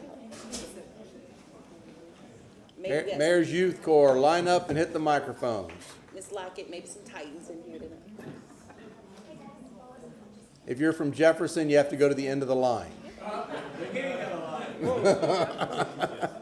That's okay, we still rise to the Right to occasion. the center. Yes, ma'am. Just state your name State- and what school you go Oh, to. you're still here. Yes. Hello. My name's Cecilia Lund, and I go to Brooks to Bartolo. All right. Hi, I'm LeJerry Correa, and I go to Hillsborough High School. Hi, I'm Elena Hadley, and I go to Robinson High School. Hi, I'm Rebecca Walters, and I go to Brooks to Bartolo High School. Hi, I'm Kira Chase. I go to Footer Virtual. Where? Footer Virtual. Oh, okay. Hi. You stay home. That's Hi, I'm Diego Tabone and I go to Jesuit High School. Hi, my name is Ian Alam Shetty and I go to Robinson High School. That's a future politician. Go Knights. That's right, FBLA. Hello, council members. My name is Bobby Talati, and I go to Strawberry Crest High School. Hi, my name is Brady Kaiser, and I go to Jesuit High School. Hello, my name is Addison Shea, and I go to Brooks to Bartolo Collegiate High School. Hello, my name is Kieran McIntosh, and I go to Robinson High School. Hi, I'm Logan Arden, and I go to Jesuit High School. Hello, my name is Deborah Dean, and I attend Bible Truth Academy.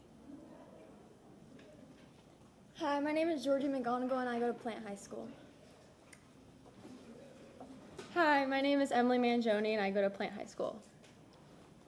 Hi, my name is Ferris Khan, and I go to Tampa Prep High School. Hi, my name is Arjun Nair, and I go to Brooks to Bartolo Collegiate High School. All right. Thanks for coming. Yeah. Thank you so much. Not one of those people at the high school will remain nameless. It's okay.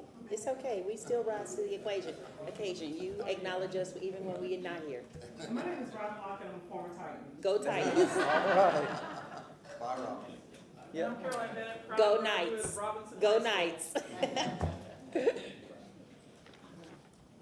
Truett Gardner, Plant High School. Second pointer, GED. Use the restroom. Yes, ma'am. Good evening, Katrina Corcoran, Planning Commission staff. It's a bit hard to follow that, but I will do my best. I'm here tonight to present the Tampa Comprehensive Plan update, TACPA 2301. This is for the mobility section. Starting off, a brief introduction on the mobility section. It is a portion of the overall Tampa Comprehensive Plan update. It implements key components of the adopted vision. That includes 6 key vision themes, including that transportation is safe, accessible, connected, and convenient. Neighborhoods are complete with a walkable environment. Resiliency enables the community to recover and mitigate climate change, weather, and other hazards, as well as several other themes throughout. We had significant public and stakeholder engagement for this update, and implementation was coordinated closely with city staff and various departments. And as you can see here, we have a project page for the section.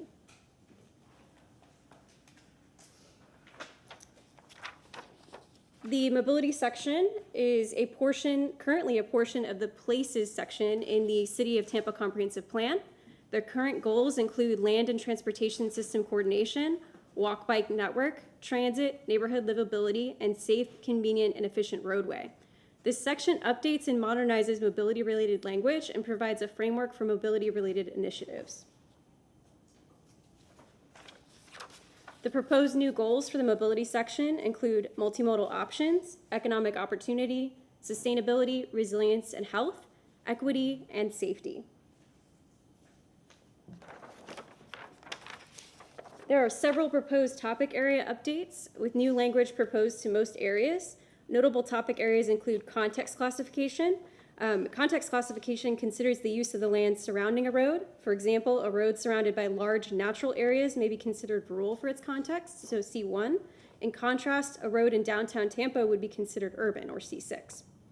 We also have language on development's impacts on the transportation system. So many of the policies direct or support development to include multimodal improvements wherever possible and feasible, including sidewalks, bicycle facilities, connecting to transit, etc. We have policies on parking and curb space management. So those direct the implementation of parking and curb space standards that reserve curb space for the highest and best use.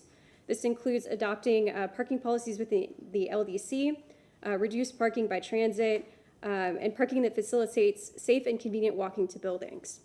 We have language on emerging technologies. These policies support the city reviewing new technologies and strategies, such as autonomous, connected, and electric vehicles, enhanced traffic systems, and coordination with companies such as Uber and Lyft. We have policy language on transportation investments that improve resilience and health. These policies encourage evaluation of roadway impacts to the environment, neighborhoods, and commercial areas, the capability for evacuation, and a focus on the health improvements of transportation projects. We also have equitable transportation project development and prioritization.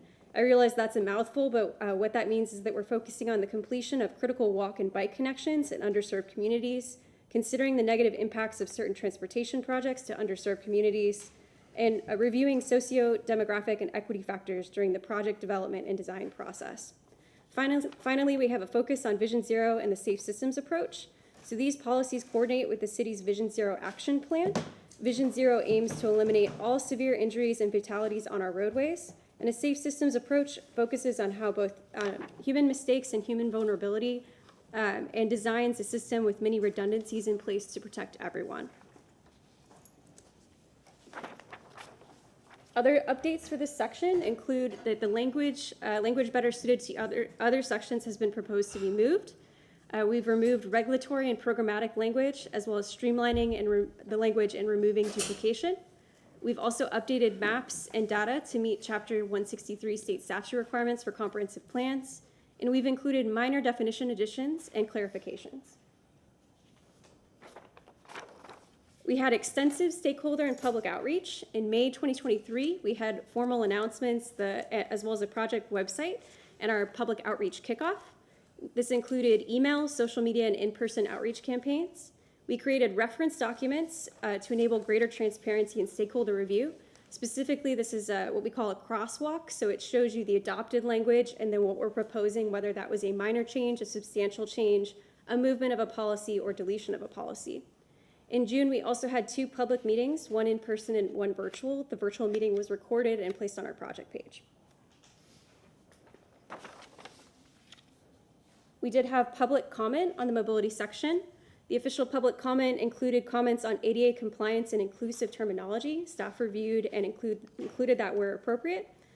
We heard from the Sierra Club, including comments on walking, biking, public transit, Vision Zero, and electric vehicles for the city's fleet. I'm happy to say that the mobility section addressed all of those comments with the new language. We also had a City of Tampa social media post where we received hundreds of comments on that post.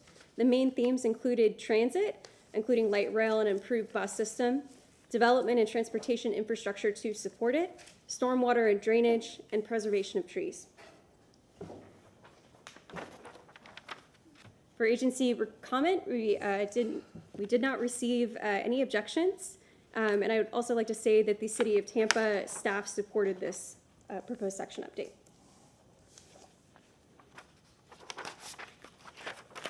For our consistency review, this was found consistent with adopted mobility and land use sections and the language. Here I've listed representative goals, objectives, and policies for both the mobility section and land use section. So that includes mobility goal 1, objective 1.1, and policy 1.1.2. as well as land use goal 1, objective 1.2, and policy 1.29. So these policies include a multimodal transportation system that's in line with the city's growth and development, again referencing those mobility policies and objectives. The proposed section also bridges the connection between land use and mobility by supporting established land use goals of well-designed urban environments and multimodal components, again referencing land use goals and objectives listed here.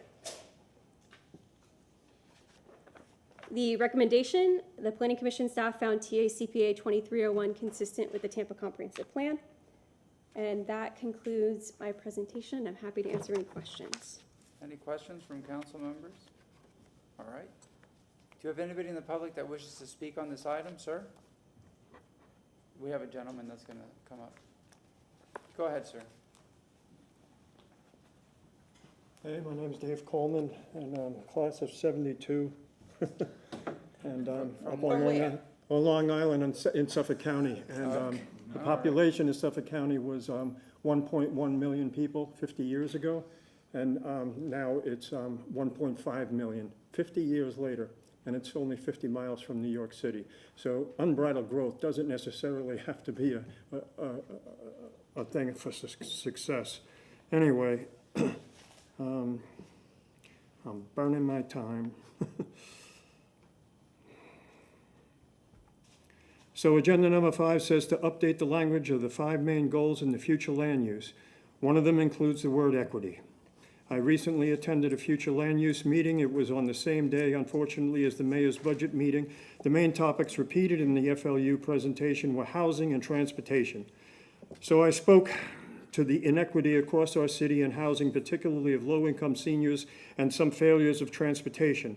The presenter there told me the future land use wasn't about equity and that there were various other avenues within the city to address those issues.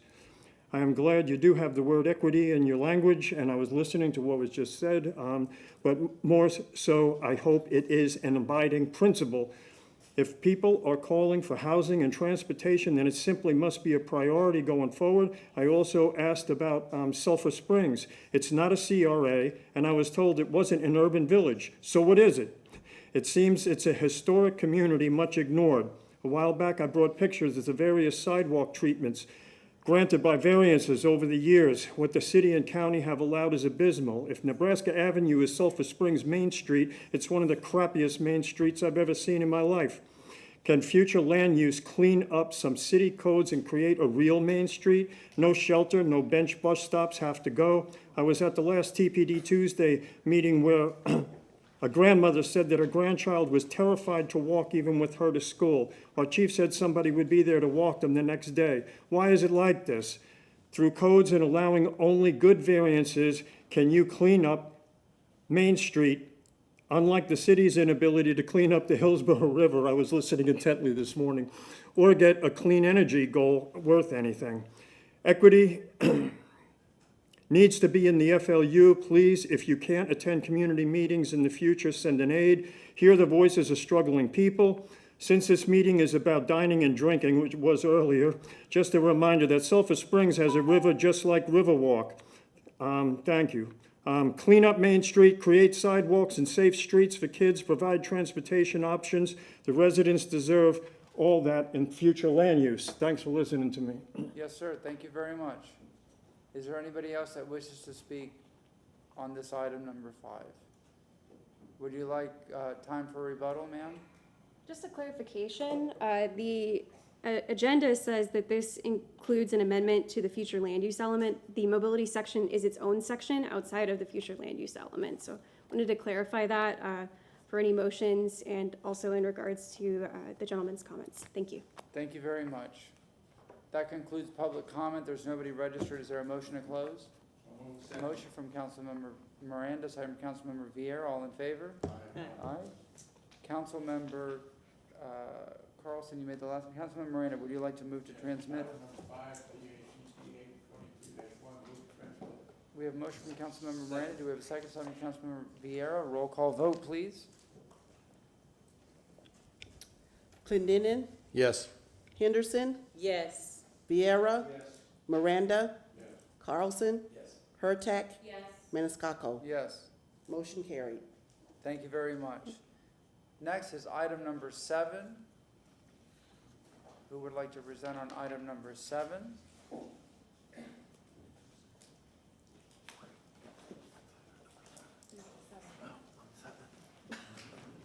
Did you fall asleep? I apologize, it's been a long night.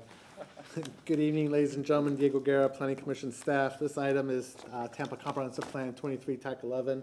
The update to the environmental section. This update would replace the environmental section with the proposed language in your packets. And again, this is an update the environmental section is a separate section apart from the environmental, apart from the future land use element of the comprehensive plan. A little bit of background, the environmental section is housed within the natural spaces of the comprehensive plan. Its current context includes language on natural resource management, the Tampa Bay estuary, and coastal high hazard area. There's minimal language on urban forestry and wildlife corridors, and water resource language that did exist in the section is now incorporated into the One Water chapter, which became effective in April of this year. The language was developed collaboratively with city staff and EPC and is consistent with their programs. It also incorporates feedback from the public and stakeholders. An update to the proposed language. We retained the important components of the existing plan, updated and modernized these components. 20% of the proposed language is new, with the remaining 80% of the proposed language includes the existing language of the goals, objectives, and policies. Again, all we did was go ahead and modernize these components, streamlined and removed regulatory and programmatic language. We've reduced the size of the section from over 200 goals, objectives, and policies to 147 in the environmental sustainability section that is being proposed. The new section updates and modernizes the language and provides a framework for environmental-related initiatives. So what are the proposed changes? The proposed changes include new language on alternative energy, which supports the City of Tampa's recently released Climate Action Equity Plan. There's new language on wildlife corridors. There's new language that supports the Urban Forest Management Plan. And the Tampa Bay estuary and coastal related language that currently exists is being proposed with this update to be moved to the coastal management section, which is more appropriate for that language.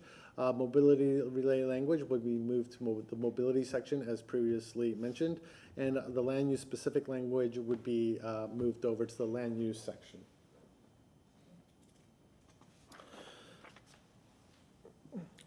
The proposed goals, objectives, and policies are depicted on the slide. The first goal is specific to clean energy. The second goal is the preservation, conservation, restoration, and management of our natural resources. And the third goal is the Hillsborough River Master Plan.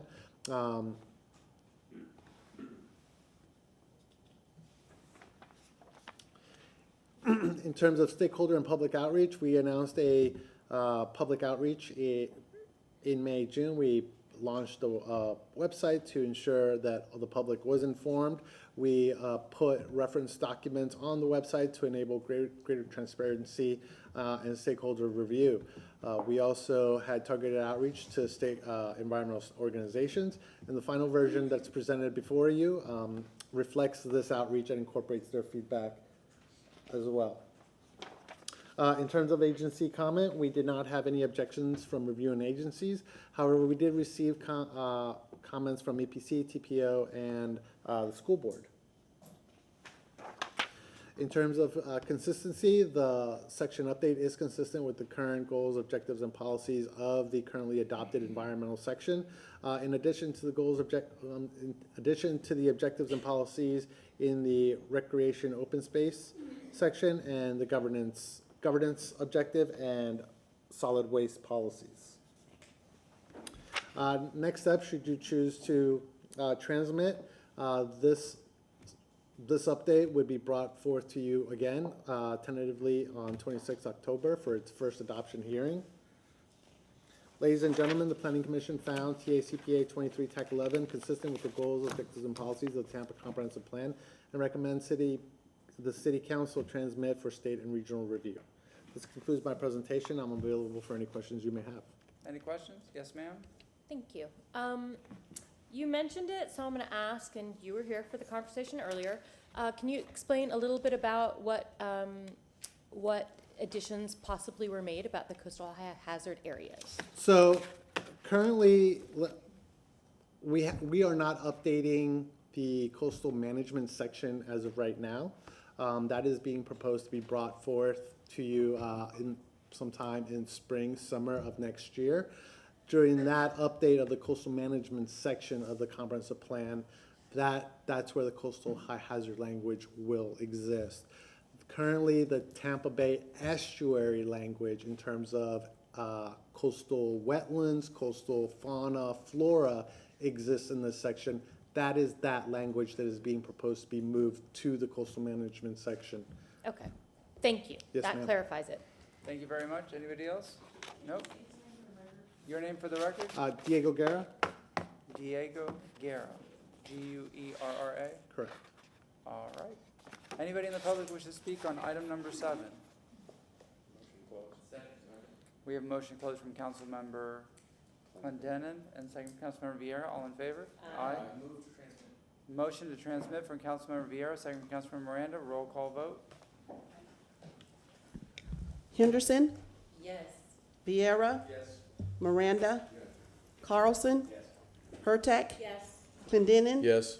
Maniscalco? Yes. Motion carried unanimously. No, you just moved to transmit. All right, next up is item number 8. Mr. Gardner, I thought you were going to be up around 11 o'clock. You got lucky. You guys are efficient. Yes. But I hope there's a lot of new business. A lot of other things.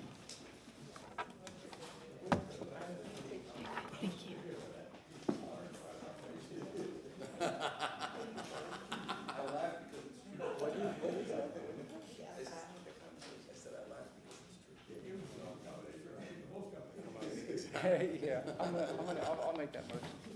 Yes, sir. Present a commendation to Councilmember Vieira for having the most commendation.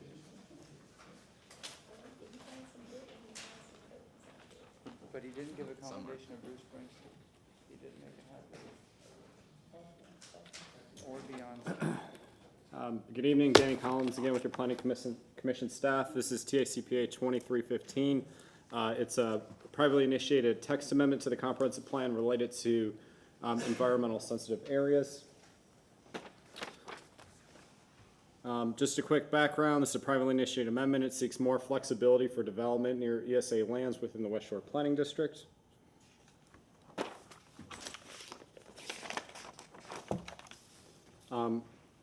Currently, under the adopted plan, projects are eligible for a density intensity credit if ESA lands exceed 20% of a total project area. As proposed through this amendment, if 50% or more of a site are deemed wetlands, the applicant will be allowed to weigh the density and or intensity throughout the entire site through a plan development zoning district. This amendment would only apply to the West Shore Planning District, so it would not apply citywide.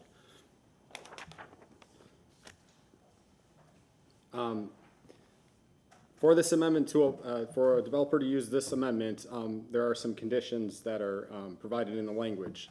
All portions of the site must be contiguous. The 25% ESA credit that's currently adopted by the plan cannot be clustered from land outside the coastal high hazard area to land inside the coastal high hazard area. The calculations of density and intensity can only be applied to the upland acreage of the site, and the combined total number of dwelling units and or FAR possible under all plan categories within the project will be used as the ceiling. To get a better understanding of where the ESA lands are within the West Shore Planning District, here is the adopted future land use map. The ESA lands are probably, they make up less than, I believe, 1% of all land within the West Shore Planning District, so it is a small area within the district. The ESA lands, I don't know if you could see it on your maps, but they're generally north of 275 and then south of the Courtney Campbell Causeway up around Rocky Point. The ESA lands are recognized by this teal color that runs along the coastline. The affected areas where this provision would apply would be likely these areas that are adjacent to ESA land. So you have just south of Courtney Campbell Causeway, you have land that's adjacent to light industrial and public, semi-public. There is some ESA lands adjacent to Community Commercial 35 designated parcels. As you move up along Rocky Point, there is ESA lands adjacent to CMU 35 and Urban Mixed Use 60 up along Rocky Point.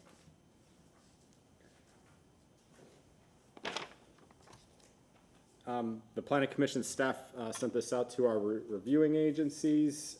City Legal had met with, or had some comments for the applicant, and the applicant has addressed those comments. Also, the applicant has addressed EPC's comments that are provided in the staff packet. The Planning Commission reviewed the request and found it consistent with several policies of the comprehensive plan. The Planning Commission found it consistent with policies that seek to preserve and protect ESA lands in the city. The Planning Commission found it consistent with policies that seek a no net increase in residential density within the Coles-Si Hazard area. So this would not increase density within the Coles-Si Hazard area, and that's because you cannot move the density credit from land outside the Coles-Si Hazard area and use it within the Coles-Si Hazard area. And finally, the Planning Commission found it consistent with land use policies 2.1.2 and housing policy 1.3.4, which seek to use limited land resources more efficiently. Based on those considerations, the Planning Commission recommends that the proposed text amendment be found consistent with the goals, objectives, and policies of the Tampa Comprehensive Plan. That concludes my presentation. I'm available for any questions. Did I see correctly on the map that this is north of Howard Franklin? Yep. Okay, and it's a very small area. You said it was like 1%? Yeah, so it's kind of hard to tell on the map, but So it's between the causeway and the... and then Courtney Campbell, yep. Very good. Yes, sir, Councilman Moran. Thank you. I'd just like to ask one question. In reviewing your plan, where it's got the old Tampa Bay on one side, the plan that you showed with defining the area, is any of this land underwater that we're doing? This is environmental sensitive areas, so ESA lands include anything, any wetlands, critical habitat. On the water, you're not going to be able to build something? No, this would only apply to ESA lands. Okay, I just want to make sure. Thank So you. you can't dredge and fill and create, no? No, Yeah. it would require, Okay. this is just the plan amendment to the text amendment to the plan that would, any EPC reviews would need to be done at the time of permitting or through the rezoning phase. Thank you. Councilman Clendon. Clinton. So the actual direct impact of this is, so you've got this unbuildable land that's environmentally sensitive, and they want to transfer what would have been rights for that square footage to land, to the dry land, and increase density in that area? Is that, I'm missing, what's the practical intent here? There's no increases in density. Essentially, what happens is there is ESA lands on a site. So if you get a PD that might have ESA lands in it, and it often makes it difficult to develop some parcels. So this would allow them to actually move some development rights away from the ESA lands, and it would actually help preserve some of the ESA lands by not putting buildings right up against some of these lands. Thank you. Yep. All right, applicant, Mr. Gardner, yes, sir?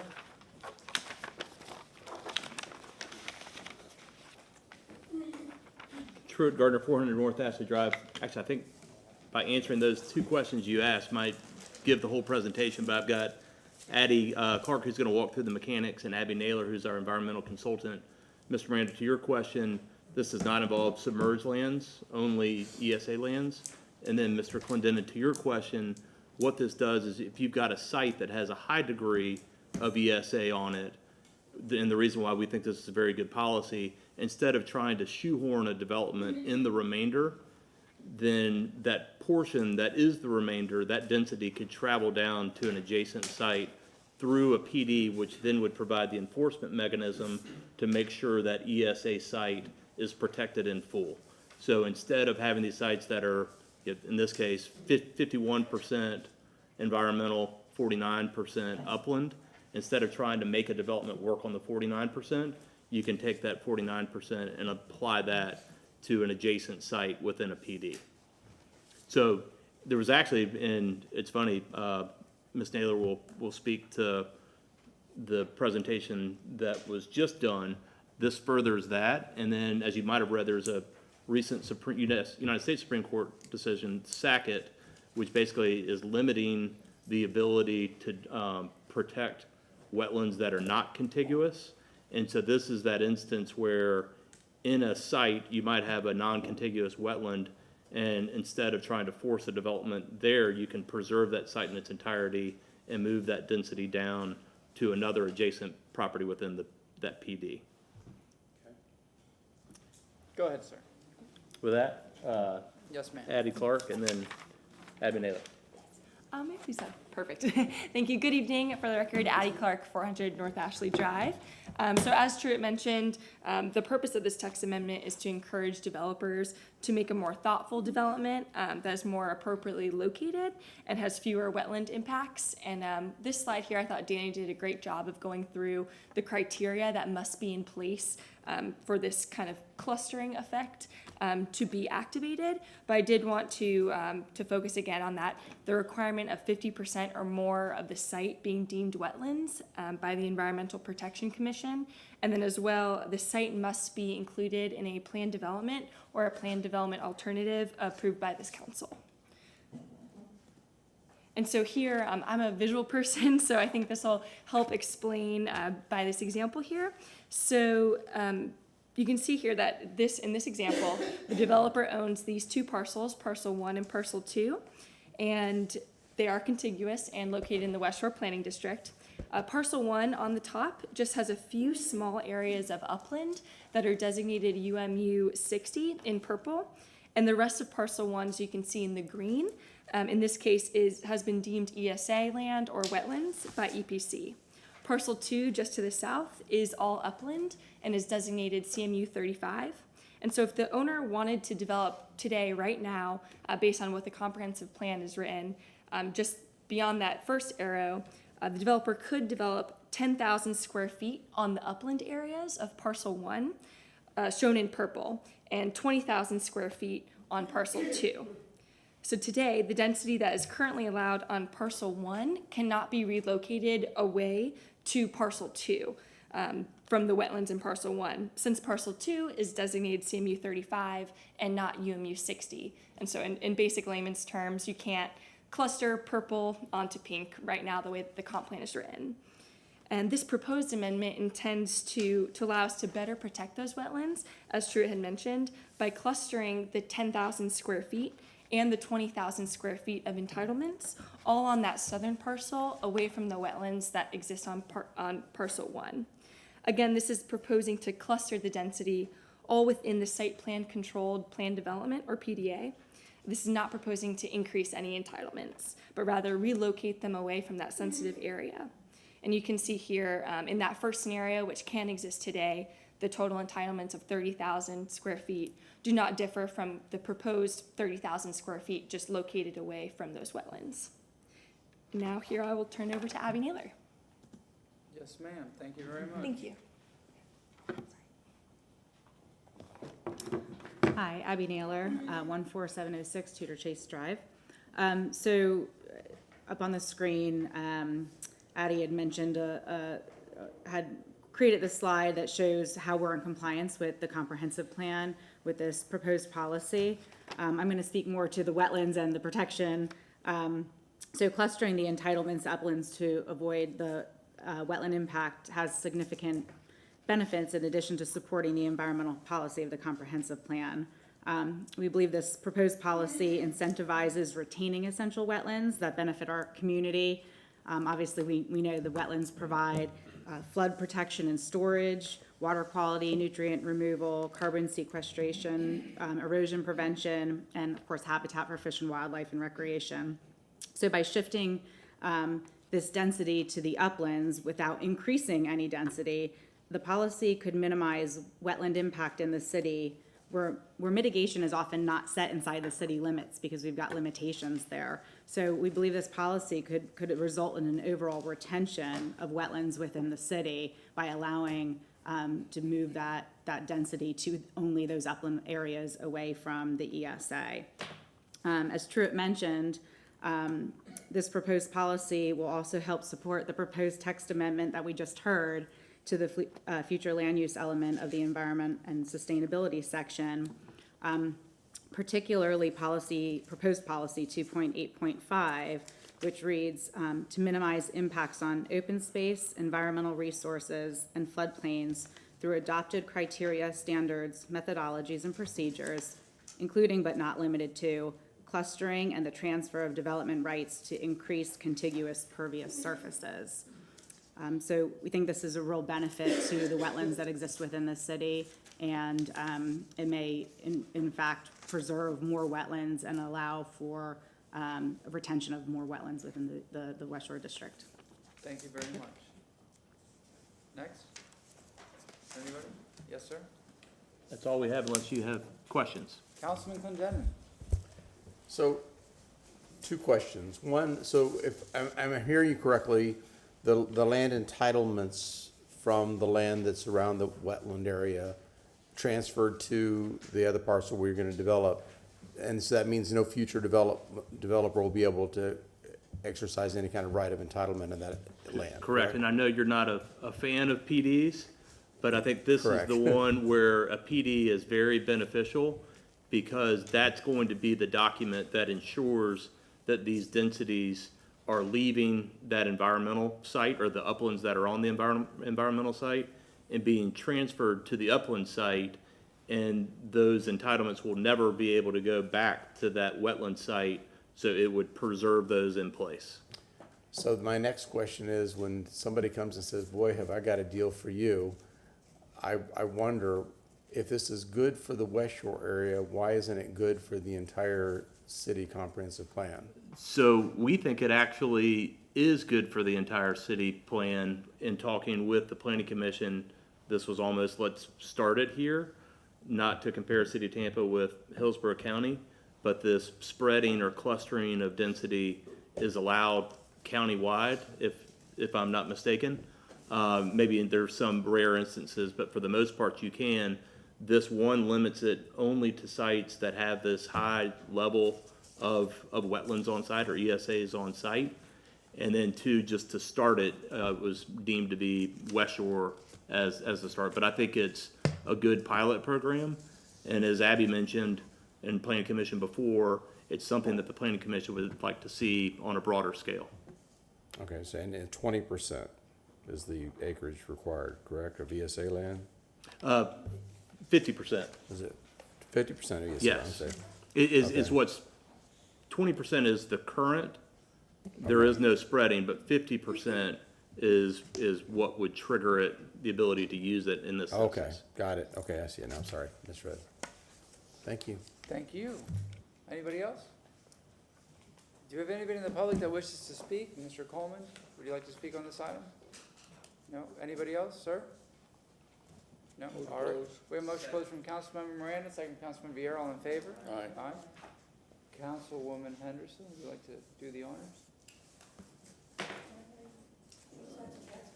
Just move Accept to the transmit. transmit. Okay, I don't have to read it. Just move to transmit. Okay, that's all. move to transmit, okay. Second. We have a motion from Councilwoman Henderson, second from Councilman Thank Miranda. Roll call vote, please.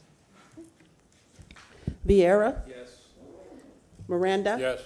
Carlson, Hurtak, Yes. Clendenin, It pains me to vote for something that's going to institutionalize PDs. Pains me. Pains me. You owe me a martini sometime, someplace. Yes.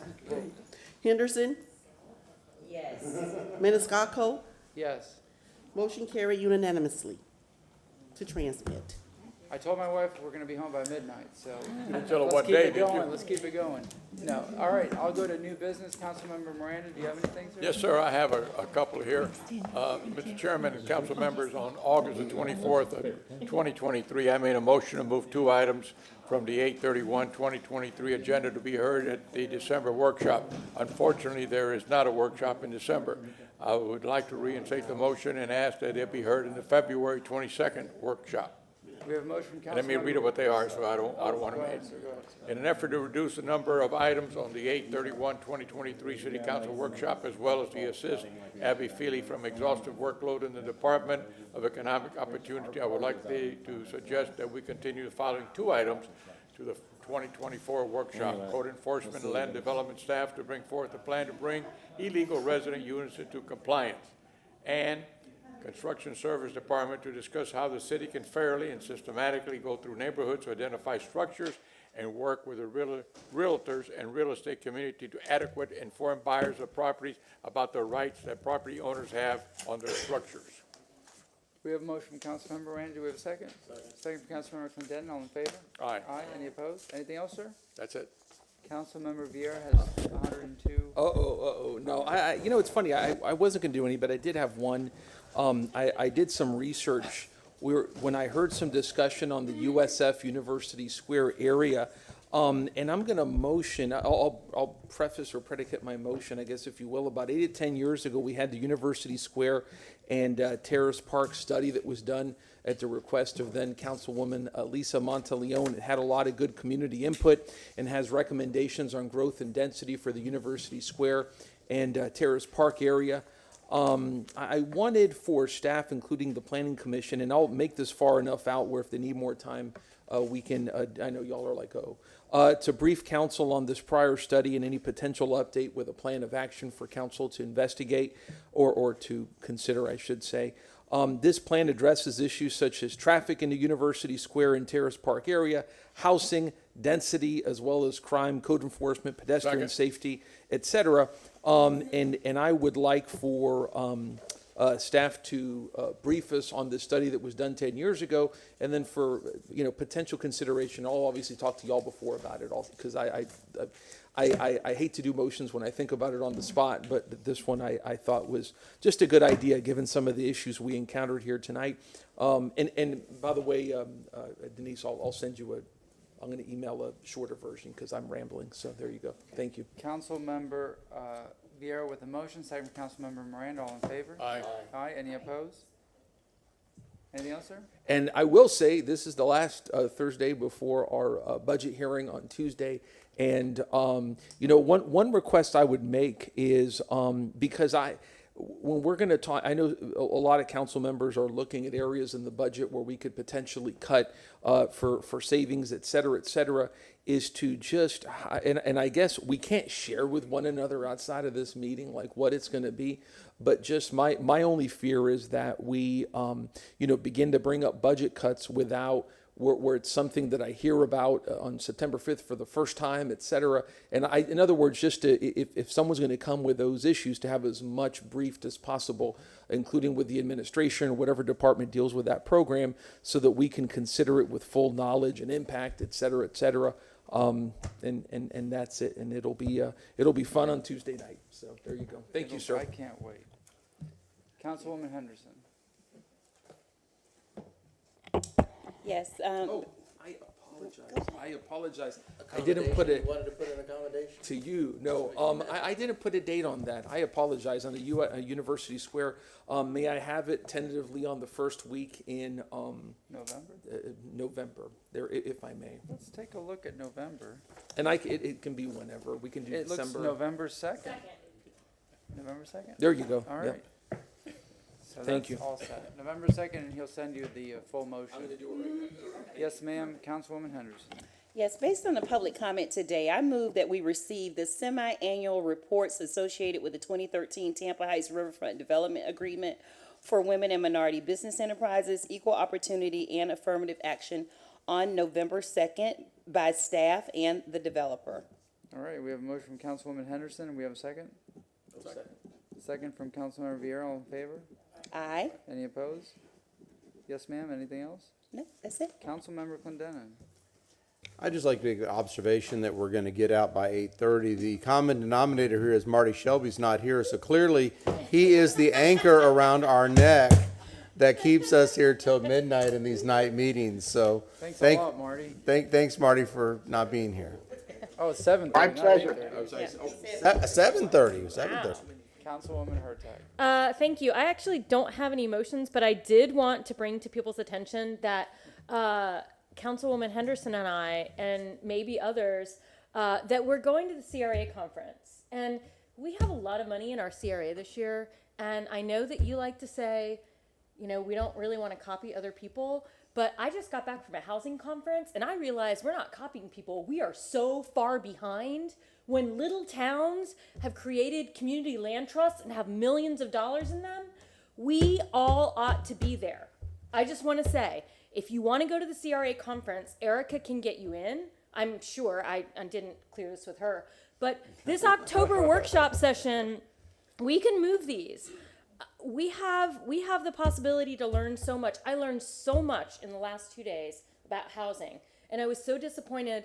I know, I mean, everybody has their reasons, but I would really encourage people to go to either a housing or a CRA conference, and we just have so much we can learn from other cities. I know we're looking outward, but also looking at what other people are doing in this state with our crazy laws is helpful. How many days is the conference? It's 3 days, and it's like Tuesday, Wednesday, Thursday, and that's the reason we won't be here for a workshop. But it's such a good.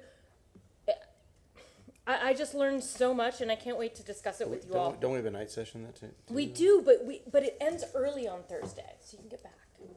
Just saying, it's alcohol night too, so like. Well, okay. Orlando's Oh, no, I-4. you're right. It's not Orlando. It's up in Jacksonville. But I'm just saying, it's one of those things that I just think that people should consider. And if you have any interest, please see Erica. Thank you very much. Councilmember Carlson. Are you gonna schedule to present to the housing stuff to us at some point? How are we gonna Yes, find I out? would. I would absolutely. I will present. And most of it's just really going to be comments from in different areas with housing. I'll speak about it quite a bit on Tuesday. But the big takeaway for me in that conference is that we are so far behind in community land trust. I was kind of embarrassed. I really didn't realize it. I didn't even know it was going to be a part of the conference. It just turned out that every single session I went to talked about community land trusts. I asked a lot of good questions, and I was really impressed by what teeny tiny towns are doing. So you're saying me being the naysayer on community land trust that I should find. Administrator Travis. Yeah, I was shocked. I did not expect as much conversation as I got. I mean, like, it's Fort Walton Beach or something. No, it wasn't that. It was just a tiny little town had done millions of dollars, and they had people, and their per capita or their sale prices now were $600,000, and they had community land trust houses selling, and that people were able to be in them for like $180. It was Destin, crazy. right close to Fort Destin? No. It was actually, I'm sorry, it was down near Fort Lauderdale. So it was a very expensive area, but they had managed to really hold on to some of their land and turn it into some really phenomenal mixed use development. One city had done, and these were all beach communities. So these were all CHA. Boca, Vero Beach. Deerfield Beach, wasn't it? No. It was a city that used to not have the word beach on it and now does. And that was the weirdest thing. Hollandale Beach.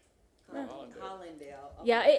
Anyway, it was a small town that had very few people, and they'd done a really good job. And I just think that we owe it to ourselves to maybe spread out and find out what other people are doing, just to kind of figure out how we can be better at it.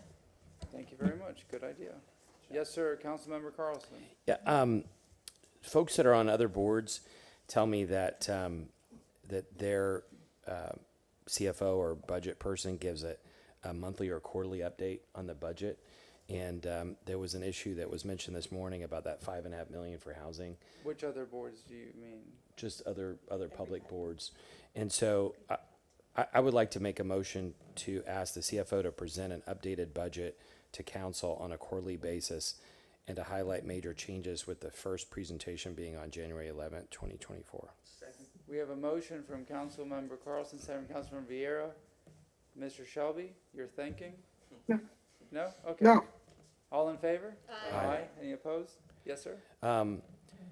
Apparently, the 5-year tree plan canopy report was an initiative of council years ago. Maybe Ms. Miranda remembers. But 21 was the last one I saw, But the I think. the public wants us to have it presented here at some point. So I'd like to make a motion to ask city staff to present the 5-year tree canopy report to council on November 30th, which is the workshop. You're not gonna believe this, I was reading that 21 today. Second. Oh, yeah. That's Meant why I to knew it be. was 21. Councilmember Carlson with the motion, second from Councilmember Hurtak. All in favor? Aye. Aye, yes. And then the Tampa scorecard this morning, it seemed like there was some interest in asking USF. USF in the past has offered, business school has offered for free to do the data analytics. And so I would just like to ask them to help us with at least the poverty rate and home ownership based on the feedback you all gave. So I'd like to motion to ask the USF MUMA College of Business to review the inputs to the poverty rate and home ownership rate and to present recommendations to make positive change using predictive analytics. What day? To be determined? Can I? Give them time. Do you wanna? Yeah, Is let's there- do it after the. Yeah, is there a day in January? You think a workshop, January workshop? Yeah. Sure, that is, It's far enough ahead, so there's not well, gonna we be. don't have a workshop in January. February 22nd. February 22nd. We have a motion from Councilmember Carlson. We have a second from Councilmember Clendenin for the February 22nd, 2024 workshop. All in favor? Aye. Aye. Any opposed? Anything else? Yeah, the last two quick things. Ms. Johnson Velez left, but I don't know about you all, but I thought we had put a cap on any new privately initiated text amendments. I don't remember. And yeah, and so that we had several today. So we put a limit on one, but not the other. I talked to Ms. Johnson Velez. It seems like staff is open to, or even likes the idea of putting a limit on the others. I don't have the motion to make tonight, but if you all have any interest, you could talk to her, or she may come back to us with it. We can make a motion by next Thursday. It's a regular meeting, so if we can discuss with her and then we'll be Yeah, ready. so if anybody has an interest in that, but the public keeps asking, why are these all grandfathered in? Why are we having these? Because they're two different categories. The other thing is regarding the tax, since Councilmember Vieira mentioned it, I think it's the job of the staff to find the cuts. I've mentioned multiple times, even before they made the proposal, I'm going to vote against it. I hope that to make the meeting simple on Tuesday night, you all just vote against it, and we'll ask the staff to find the 46 million. We've all got recommendations. We can give them privately. The simple thing would be to call the meeting, vote against it, and then let the staff We work have to with us. take public comment. But anyway, I don't think we have to go through and micromanage the budget. I would be surprised based on public input that we don't have the votes to vote it down. But I think we should try that first and then see what happens. Thank you. All right, motion to receive and file. Motion from Councilmember Miranda, second from Councilwoman Henderson. All in favor? Aye. We are adjourned.